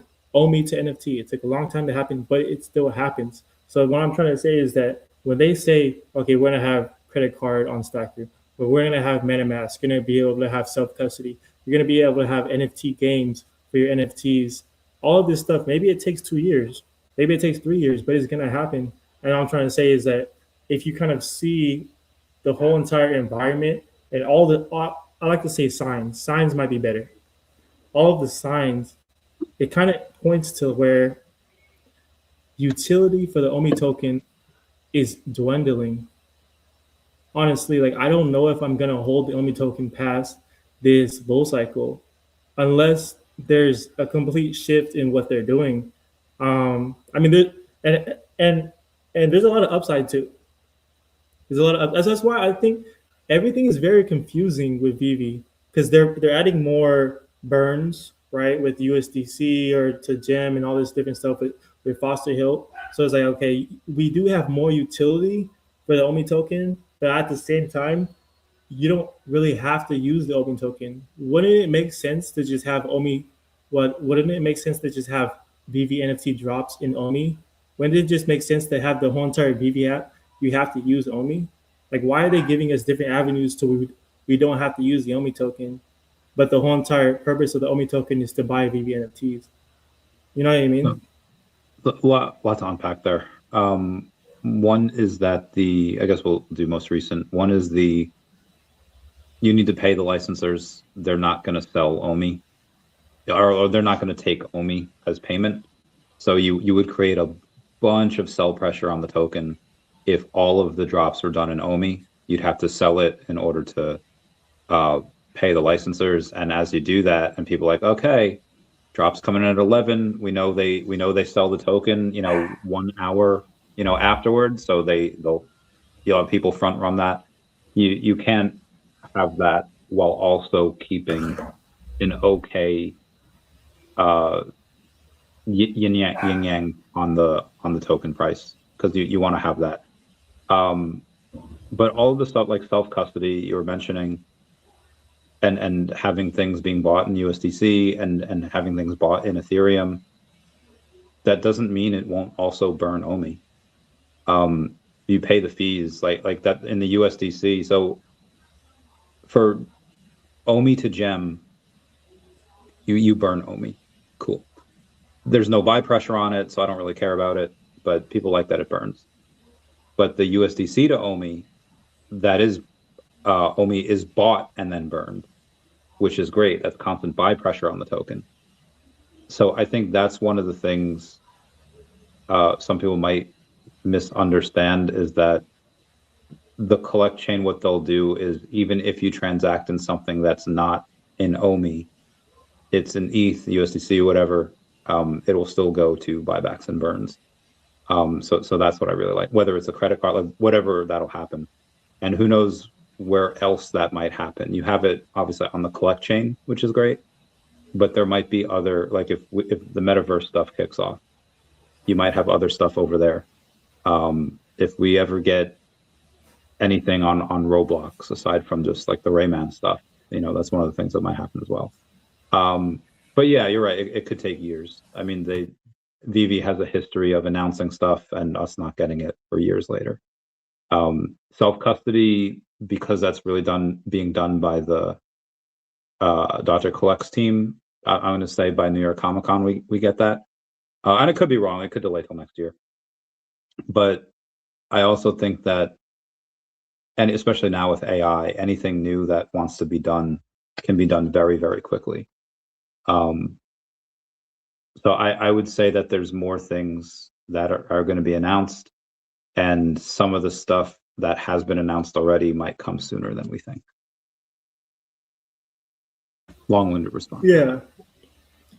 No, that was good. That was really, because that kind of brought me full circle to, and that's why maybe I could just ask you, because so I'm still under the assumption that OMI token is still being transacted in the back end.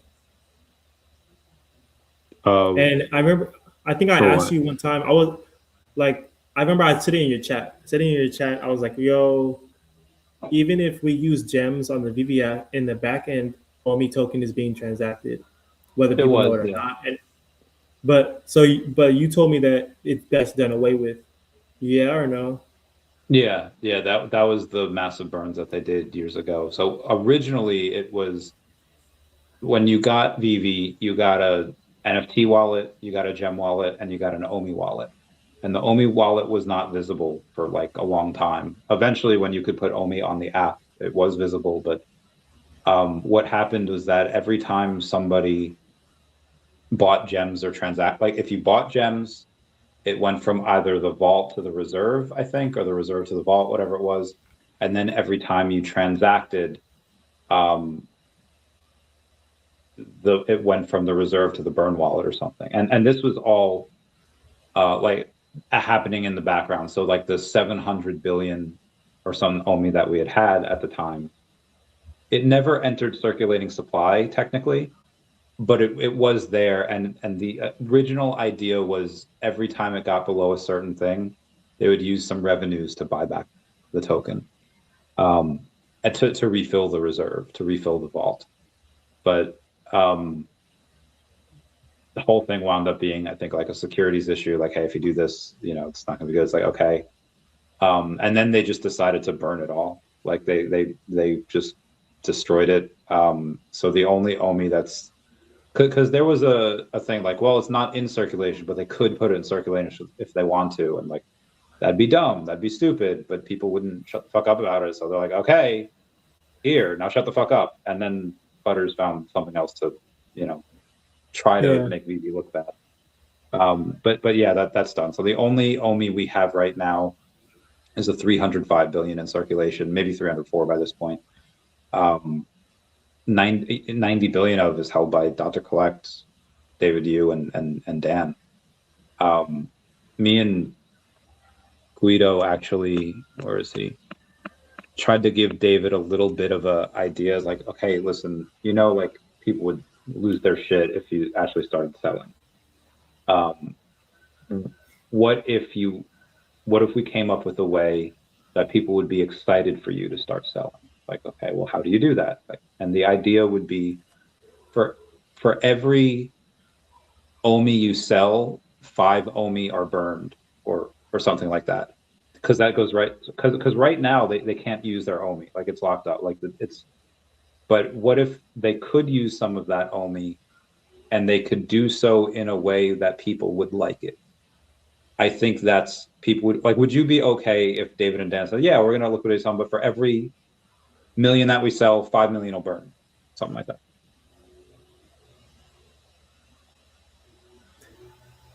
Honestly, I already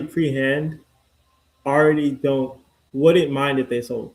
I mean, like, you know what I mean? Like, because I just think it's their OMI. Like, it'd be like if somebody said, I can't sell my OMI. You know what I mean? Like, it's not that they're any different than anybody else. I mean, obviously they're, you know, the founders and CEO and all this stuff. But I'm just trying to say, like, they're still OMI holders. Like, it's not like you can't like stop them. So like, I understand like they have a large amount. I understand like what it's gonna do, but that just means that you have to do it strategically. You know what I mean? Like, you just gotta do it in courtesy to the other holders. You know what I mean?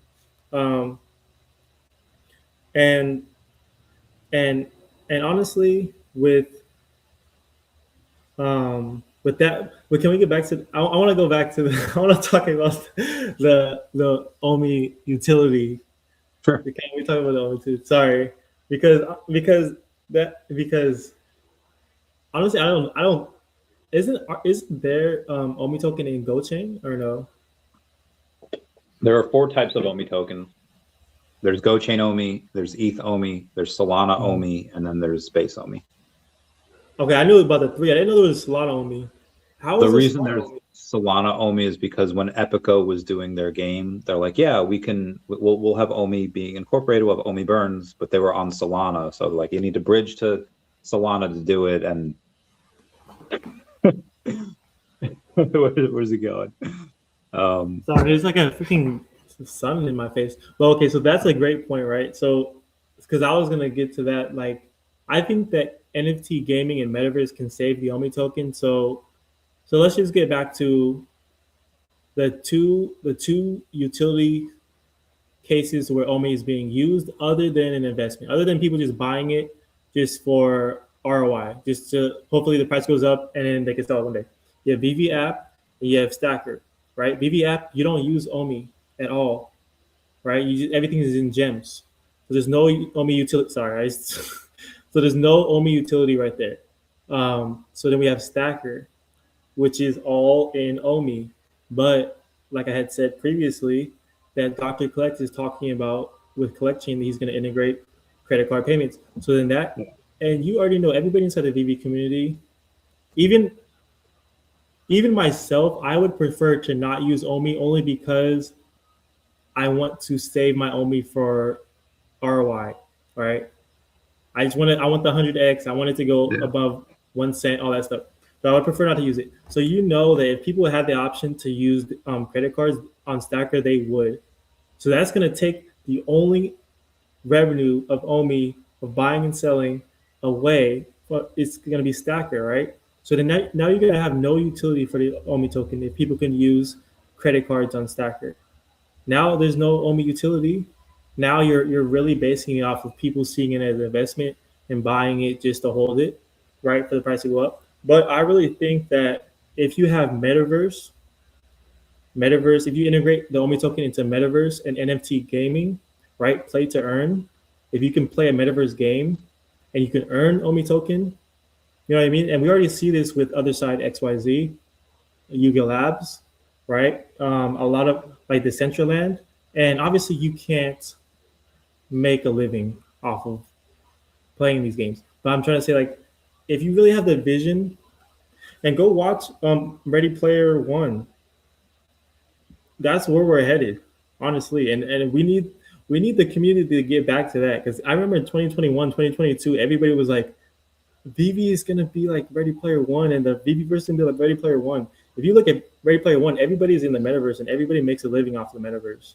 And honestly, that's honestly where we're going if you actually look at it.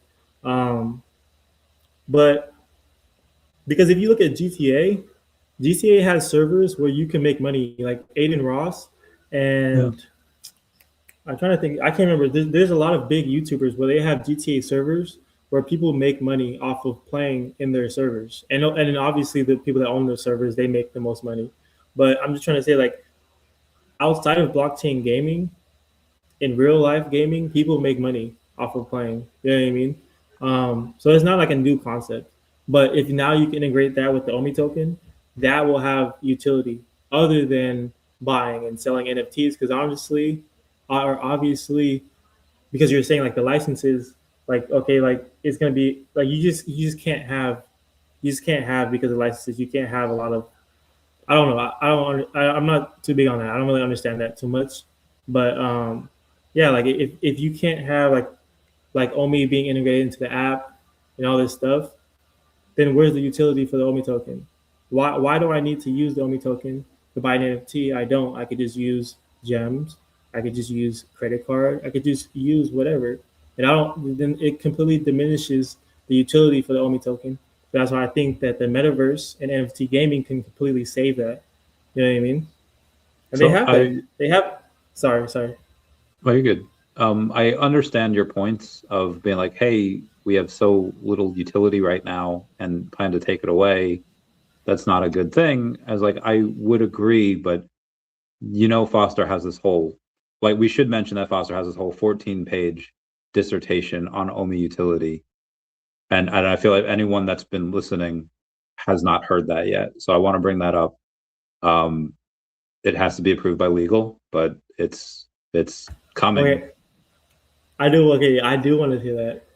I do actually want to hear that. Because even though I say all this stuff, I'm not like against the OMI token. Like I still hold OMI token. I still hold OMI. You know what I mean? I'm still gonna be DCAing into it. I'm just saying what like wanders in the back of my head. Like, bro, like if I'm a holder and the OMI has utility and it's not being utilized, then what is happening? You know what I mean? But I do want to hear Foster's. I do want to hear Foster's thing, his 14-page thing. I think for it, you'll have some stuff that people expect, and then you'll have other things like, oh shit, because there's no way you work on this for a long time. I have to get approved by legal without it being like, oh, So I mean, we'll see when it comes out. It could also be advised. Foster's wife is very pregnant, and she could pop like any day, right? So there might be a little bit of a delay if they like. I know it's gonna happen. I know like 10 days from now, Foster will be on like no sleep, kids crying all the time, and like, all right, release it. And then Foster's has to like in his micro naps that he's taking, try to release it then. So I'm hoping we get a little bit of like a guideline, like, hey, talk about these points to, whatever, release the whole thing. But yeah, that I can't picture us having to get legal approval for something unless there were some really big things in there. Yeah, and honestly, I say this, but I still don't. I'm not giving up on the project. Like I still believe in the OMI token a lot because, I think that there's still more utility other than buying and selling NFTs, right? I think that just like I was saying, like they have a whole entire metaverse that people don't even use. And I mean, I make VeVeverse content sometimes, and only certain people like it because not everybody likes the VeVeverse. They're more into drops and they're more into the NFTs and investing, and I am too. But like I'm starting to branch out into that more. And it's a very slept on metaverse. It really takes on like Roblox and like Minecraft because the main premise of the VeVeverse is to build, right? You build your own space, build everything. Other sides, metaverse XYZ doesn't have that. It's just a free. I mean, it's a very good metaverse. Let me just say that, but it's more like a free roam, more like VR chat, right? And then Decentraland kind of does take on that as well, play to earn building. But I think that those ones are really gonna take off because look at Roblox. Roblox is the number one best performing game in all time. Why? Because anything that's inside your mind, you can create it. You know what I mean? Like you create your own game, you create your own character, you create the video game. The game developer and the game company doesn't make it for you. You make your own game. You know what I mean? And that's what is in the VeVeverse right now. The only problem is that it's like extremely hard to use, to build, and also you have to have a very strong PC. And a lot of the VeVe community, not people in general, like just people that are in the VeVe community, don't want that. Like they don't want to go out and buy a high-powered PC and then learn all the weird mechanics to build a huge space. They just they just don't want to do all that. And it's understandable, but at the same time, there's a large population of people that do enjoy that, and they just haven't come to VeVe yet. You know what I mean? So that's why I think there's a lot of hope for the VeVeverse. It's just that the people that are in VeVe right now, and I'm not saying this to like say anything bad about them. I'm just saying that the people in VeVe right now, they just generally don't have interest for the VeVeverse, and that's fine. But I'm trying to say like there's a big audience that does enjoy the kind of like SDK features that the VeVeverse does have. They're just not here, and they don't know about the VeVeverse. You know what I mean? So once I think that everything that VeVe has is amazing. It's just people don't know about it yet. You know what I mean? Um, and yeah, and that's kind of where we're at right now with it. So it's just kind of like a huge waiting game for It adoption. is. You know what I mean? Like, That's what we do best.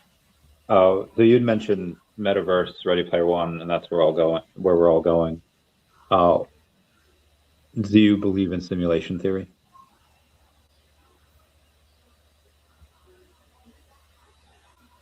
oh my gosh. So I don't think we're in a simulation. I don't think we're in a simulation. Why not? I because bro, because when was it 2020, I don't, because I fear it. That's why. I fear it because I remember when I watched you still haven't watched the Mandalorian effect. The the Mandela effect. Mandela, sorry. I don't know what the Say Mandalorian, Mandalorian. sorry. Sorry, the Mandela, whatever the effect, right? So that movie is about a game developer, and he develops games and he knows how to do all this shit. But he has a theory that he's in a simulation, and he thinks that the whole entire world is a simulation. And he starts asking around. He's like, "Yeah, you gotta go talk to this one guy." And long story short, he figures out that he's in a simulation, and right when he figures out he's in a simulation, the simulation shuts down, and it's a terrible ending. Like he's like, "Whoa, I'm actually in a simulation," and then the screen goes black, and then the credits start to roll. But or no, the everything around him, like his whole entire environment starts to shut down, and like everything shuts down, and then the movie ends. And it's like the So premise of the story is that like if you're in a simulation, don't fucking try to figure it out. Don't try to figure it out. Just be in I a simulation and just be happy. Like, it's so it's for free on YouTube. It's the watch Mandela it. effect has I probably will tonight. It's only got 7,800 likes, but that's it, right? The cover, like that's the Yeah. okay. And it's mind chat because I remember when I first watched it, and this is why I try to stray away from that topic because when I first watched the movie, I used to smoke weed like a long time ago, but when I watched it, I was smoking weed. I was very high, and then I was watching it, and I was like, I was freaking out. I was like, I'm in a simulation right now. I'm in a simulation, and my girlfriend was like, No, you're not. Just calm down. Just don't think like that. I was like, No, get the fuck off me. I'm in a simulation. I need to get out of here. And I was just tweaking out. I was like, Nah, bro, I can't do this shit. So I don't have like I can't deal with that shit because if I'm in a simulation, I don't know, bro. I don't want to be in a simulation, man. Like, what does that mean? So, have you ever lucid dreamed? No, I mean, no, not really. So I've done it a couple of times where like you're in a dream. And 2 or 3 times that I remember in the last couple of years. I don't ever remember doing it as a kid. Maybe I did it once like as an adult, but I don't remember it. But the first time, because for me, numbers are squiggly in my dreams. Like in my dreams, like numbers aren't like a real thing. And I know that, and it was like 2 years ago, maybe. In my dream, I'm at McDonald's and it's 2010, but in reality, it's 2024. I was like, oh my God, I'm in 2010. I got 2024 money, but all my friends like were in McDonald's with me. There was a bunch of them that were with me, and I was like, oh my God, this is great. It's like, wait, too good to be true. Might be a dream. And I'm thinking like, okay, well, I can tell if I just look at like the cash, if I look at like the serial numbers on the cash. But if it is a dream and I realize it's a dream, what happens? So fuck it. I looked at it and then the numbers were all squiggly. I was like, it is a dream. And I didn't verbalize this. This is all like in my mind. And as soon as I do that, all of my friends are like, they're like looking at, and I was like, hey, it's on me. Like, cause I knew they were about to leave and I was trying to get them to stay. And they don't like run out. They're stationary, and suddenly they like it's like they're on rollerblades, and they get out that way. They go to their cars. It's like they're on rollerblades and they were pushed, and you see them just glide, but they glide really fast back into their cars. Like, no, guys, it's okay. I have a lot of money. Well, you know, McDonald's on me. It's free. And I was like, fuck. I guess you're not supposed to interact with them. So I just choose to fly instead, and that was pretty fun. But the other time that I had this is very, very. Yeah, like if you're in Dream, yeah, I just wanted to fly. It's just the way you said it. You're like, you said this whole story, and then you're like, yeah, I just chose to fly instead. Like as if like flying is like a casual option. Like yeah, like I just chose to fly. I just fly. Yeah, it's right. So like, if you're in a dream, that's what I want to do. I mean, I had this thought of like maybe I could just bang like a really hot chick, like prime Carmen Electra.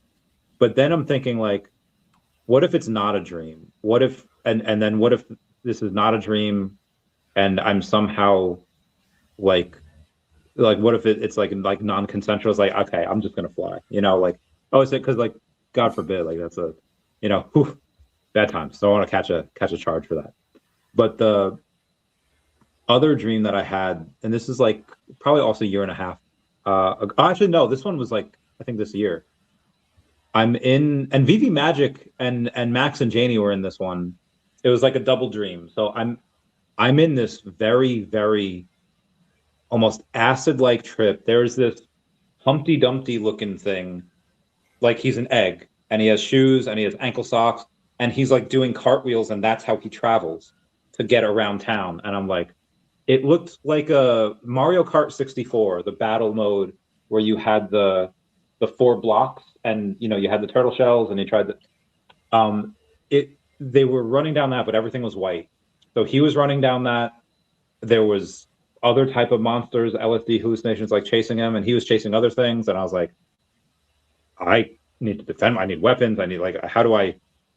And as soon as I'm like thinking like how to like defend myself in this weird world, like wherever I was transported, I'm in like a tanning bed coffin thing, and I was like, what the? So I get out. I was like, what the heck was that? I was like, oh, okay, that must have been a dream. And then some doctor person comes in and is like, oh, Mr. Chavez, yeah, you weren't supposed to, you know, get out. Like there's a process. You can't just yank yourself out. And I was like, I didn't try to yank myself out.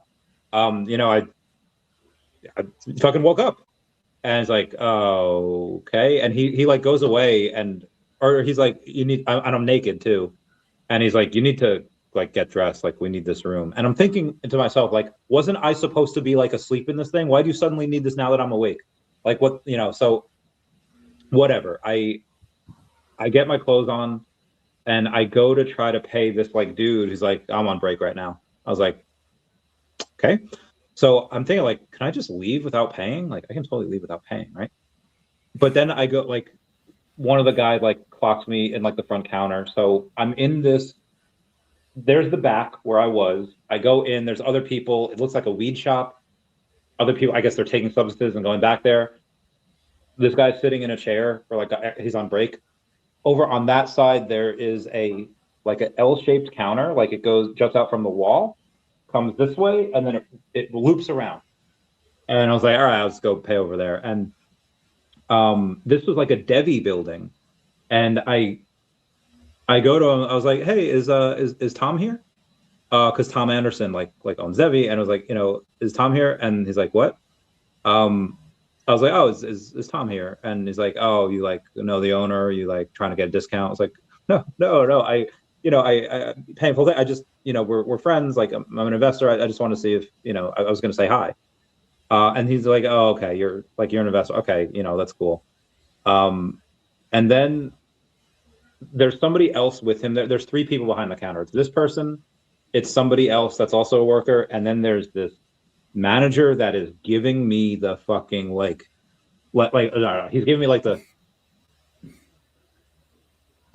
he's, I don't know why he's mean mugging me, but like the actual look was just like, and I'm like scared. So I'm making conversation. Like I don't look at him directly, but I feel his eyes like piercing me, and I'm like, So I'm making comments like, yeah, Tom's a great dude. I invest a little bit. I don't have like 8% of the company or anything, but a small amount. And it's always good to see the product, and it's always good to have this. I talk about it on my YouTube channel all the time. I'm trying to like really talk positive because this manager is I don't know what. So and I'm thinking in my mind, like, don't say that this is a dream, because I'm thinking like I was just in a weird thing. Maybe this is weird. Like, this reminds me of that McDonald's incident. And as soon as I thought that, suddenly not just the manager, but the other worker and everyone else was like crowding around me as well. And I was like, if I say this, they're not going to let me leave, and I'm going to be trapped here forever. So I was like, yeah, great times. I'll catch Tom next time, or tell him Randy said hey. And then I take my card, but I knew not to look at my card, not because if the numbers weren't there, then I was in a dream and they were going to kill me. So I get out, I go onto the street, and I'm just like, all right, we're going to do a little light run here. And I light run into VeVe Magic, Max and Janie. I was like, guys, don't go in that building that says DEVVE over there. They will trap you. It is a weird thing where that will never let you leave. And they're like, oh, that, they looked at me like I was fucking crazy, because of course I am. And then I am transported back in there in that same spot, but now I'm on a bed and I'm strapped to the bed. And there is this, there's a Mary-Kate and Ashley Olsen show where they play like detectives, and there's this like ghost woman in the house, and it scared the crap out of me as a kid. It just wound up being like a lady beekeeper, and that was the outfit. She wasn't really a ghost, but like you couldn't see her face. You couldn't see. So through the door, which is like foggy, this woman is like coming for me, and I'm strapped to this bed, and she's gonna kill me. So I go Super Saiyan, or my version of it. I break through the strap, and as she's coming at me, go to choke her. And not like a spank me daddy, choke me dad. I go for the kill. I'm squeezing like I'm gonna take her life. And I wake up, I'm like, and then I have my hand like, let me widescreen this shit.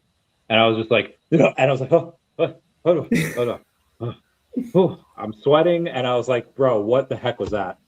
And that was my. Sorry, I went off on like a 12-minute tangent there. That was my. Honestly, I think that dreams have meanings. What was the meaning of that? No, not all dreams. I don't think that dream has a meaning, because that was I don't know what was happening. I'm not gonna lie. When you said American Ashley was a beekeeper. So Mary-Kate and Ashley had this show years ago, like 25, 30 years ago now. I think it was called the Mary-Kate and Ashley Show, or Mary-Kate and Ashley like detectives or something. And they would just solve these cases. And there was one case of this like house, and everything was white. And there was a woman in there, or like she was in like a wedding dress, like a ghost of a woman. You couldn't see her face. And it was shot like like I was like 5 when I saw it. So I was scared. I was like, oh my God, this is scary. And it bugged me until like a few months ago, where somebody found it for me, and I was able to watch it. I was like, oh, the lady was just, and it was still scary, but the lady was just in a beekeeping outfit because she kept bees in the back. And I was like, if I would have watched that when I was young, like, oh, like because I turned it off, I left the room. But yeah, like that same woman was like coming at me with no face, and I was like, oh, sheesh. Yeah. I have, because I don't dream a lot, right? But I remember this one dream that I had from when I was maybe like 5 or 6. This sticks with me like to this day. And I remember I was at my babysitter's house. And I was just like a little kid. And Shaggy and Scooby-Doo come up to me. And they're like, hey, little kid. And they hold my hand. They're like, come on, come with me. I'm like, okay, let's go. And then they take me to the closet. And then they open the closet. And we get in, and it turns into an elevator. And the elevator just goes down, down, down. And we get down to this weird place, and we open the doors, and everything's like red and lights and shit. And you're like, we're here. I'm like, where the fuck are we at? And I didn't say where the fuck we're at. I'm like 5 years old. But I'm like, where are we at? You know what I mean? And then I wake up. And I'm like, But I feel like that was like that. I feel like that is a dream that might have meaning. Like maybe Shaggy and Scooby were supposed to symbolize for somebody in my life, and they're gonna bring me down Bring it to in. a lower state or something. I gotta watch out for who's Shaggy and Scooby to me, you know? Mhm. I don't know, but maybe I was just like maybe I was just like a weird kid, and I was like, but I was thinking it's the thing because I wasn't too much into Scooby Doo, Shaggy and Scooby Doo. You know what I mean? So I think maybe it might have been like symbolism. Like maybe like there's gonna be somebody that comes in my life that's supposed to be Shaggy and Scooby Doo, and they're gonna bring me down. You know, like they're gonna be to a red elevator. But I'm not gonna lie, for a long time, like when I was in high school, I thought it meant like Shaggy and Scooby is gonna take me to hell or something. But I don't think it's gonna be Oh. that. I don't think it's gonna be that. I don't think it's gonna be that. But yeah, like sometimes you have certain dreams, I think that they're actually like they have meaning. Like because in the Bible, God talks to people in dreams. Like he talked to like Joseph and talked to Pharaoh. He talked to the Pharaoh in dreams, and then Pharaoh kept having these dreams. And he went to Joseph. He was like, "What does my dream mean? Because you're good at reading dreams." And he had a dream of like cows kept eating each other, and cows. It was just a weird dream. And then Joseph was like, "Oh, it's because there's going to be a famine, and God's trying to tell you that there's going to be a famine inside of all of Egypt and your whole entire empire. All of it's going to be in a famine." And he was like, "Oh my gosh, thank you for telling me," because I kept having this weird ass dream and I couldn't figure it out. And then Pharaoh went through a famine, and so sometimes God is trying to speak to you in dreams. You know what I mean? I I think. I had a very it's like I think also a year and a half ago I had a very weird life experience where the landscapers were my roommates got landscapers for the house, and they were doing their thing. He was talking to him about something, and I was letting the dog out, and I escort him out because there's some wildlife out there, and other dogs sometimes. I was like, all right, I always. And while I was out there, the Mexican dudes, or I assumed whatever Hispanic descent they were, they look at me very similar to how my friends looked at me in my dream after I found out that I was in a dream. And I was like, huh, thought it was a little weird. But, and then the next day I go out for a run and I'm doing some sprints, and I'm like walking back because I'm like dying. And a separate a separate landscaping company with a bunch of brown dudes, they look at me the same way that the other landscape. And I was like, am I in a fucking dream? I don't know. So I think we're in simulation theory. I am like 99.99% sure, because the last time I took acid last year, I like saw it, and cool. Maybe they were talking shit about you in their head. Probably. That's what people do to me though. Sometimes people like I'll go out in public, I'm like, why the hell are they looking at me like that? You know what I mean? But then if you kind of like look at it, sometimes like honestly, like I feel like we all do it. Like sometimes like I'll look at somebody like, why did they wear those shoes? Like why did they wear that jacket or something, like something stupid like that? But then when I think like that, I'm like, that's exactly what people do to me, and that's why sometimes people will stare at me weird. Because maybe my hair doesn't look right, or maybe like I look crusty and dusty that day, or maybe just or it could be a good thing. Maybe you just look good that day. Maybe, and sometimes people are like, oh, they look good, and they're just staring at you. You know what I mean? There's 1,000 reasons why people could be staring at you weird. You know what I mean? like I think part of the reason, like, against some of this audience, because I don't care. Like I'll come on stream looking disheveled. I'll come on, like, people see me here on like some good days and some bad days, and yeah, I also feel like that's a decent way to get girls too, where you're just rocking like a Sailor Moon shirt and drinking a apple teeny or something. It's like, oh, like, just, yeah, stuff that tastes good. I feel like girls like that. Speaking of which, do you have any prospects for a Mrs. Booth?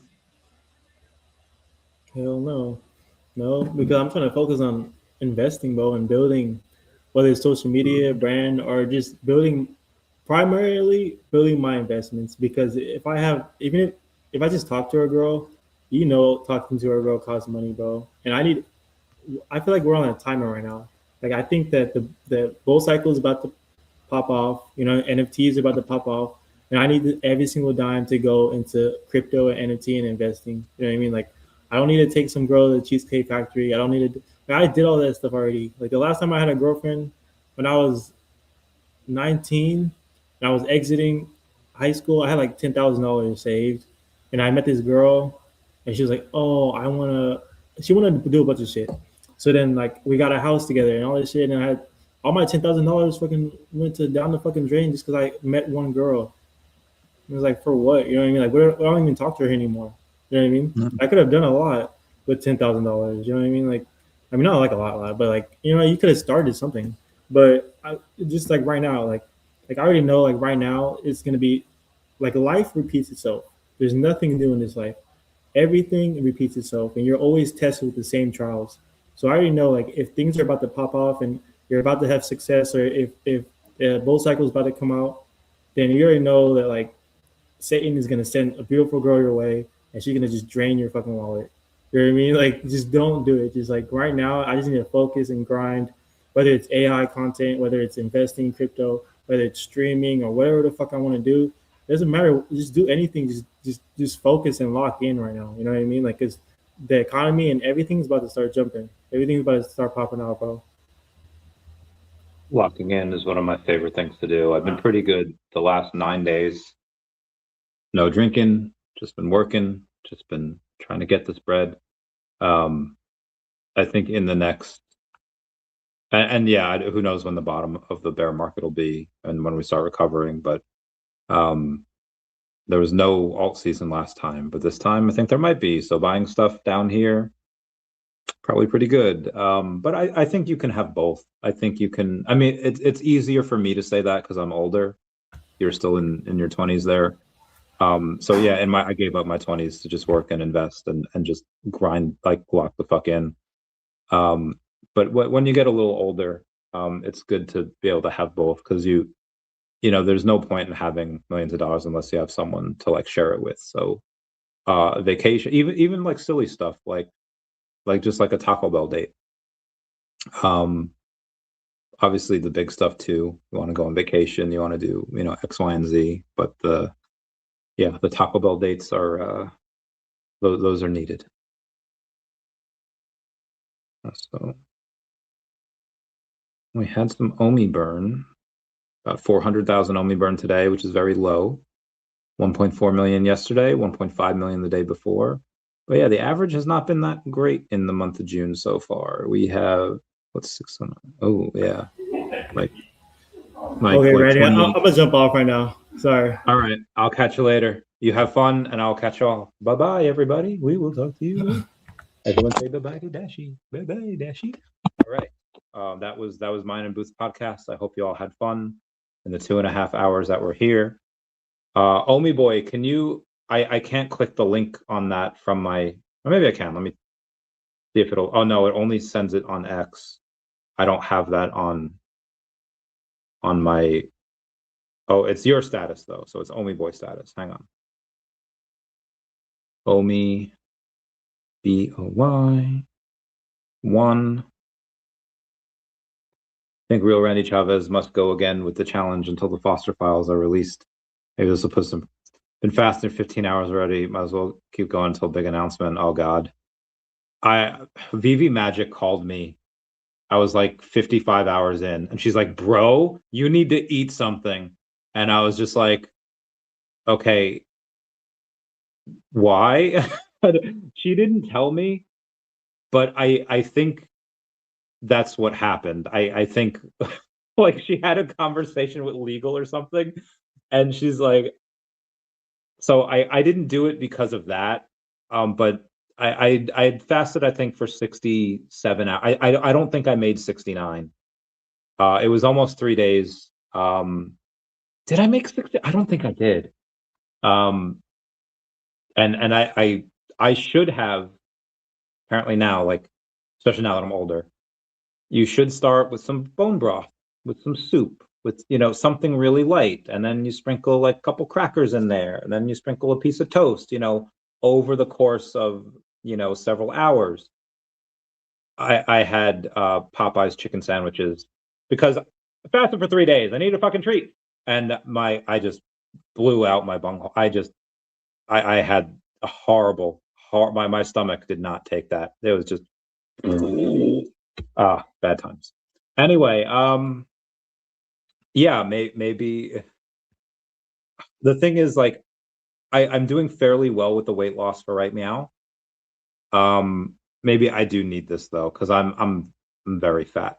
I'm very, very, very fat. I'm in the 180s now. I'm like 189.5. When I got back from Florida, I was 198. Like that was chunky. I was 198. So I'm down to 189 now, or 189.5. And I'll get down to see how I am at 180. But honestly, there's a lot of fat on me, boys. I probably should get down to like 175. I need to get that bread. I'll keep you posted. Anyway, please comment, like, and subscribe. Comments are good for the YouTube algorithm, and I will talk to you all later. Bye bye, Spider-Man.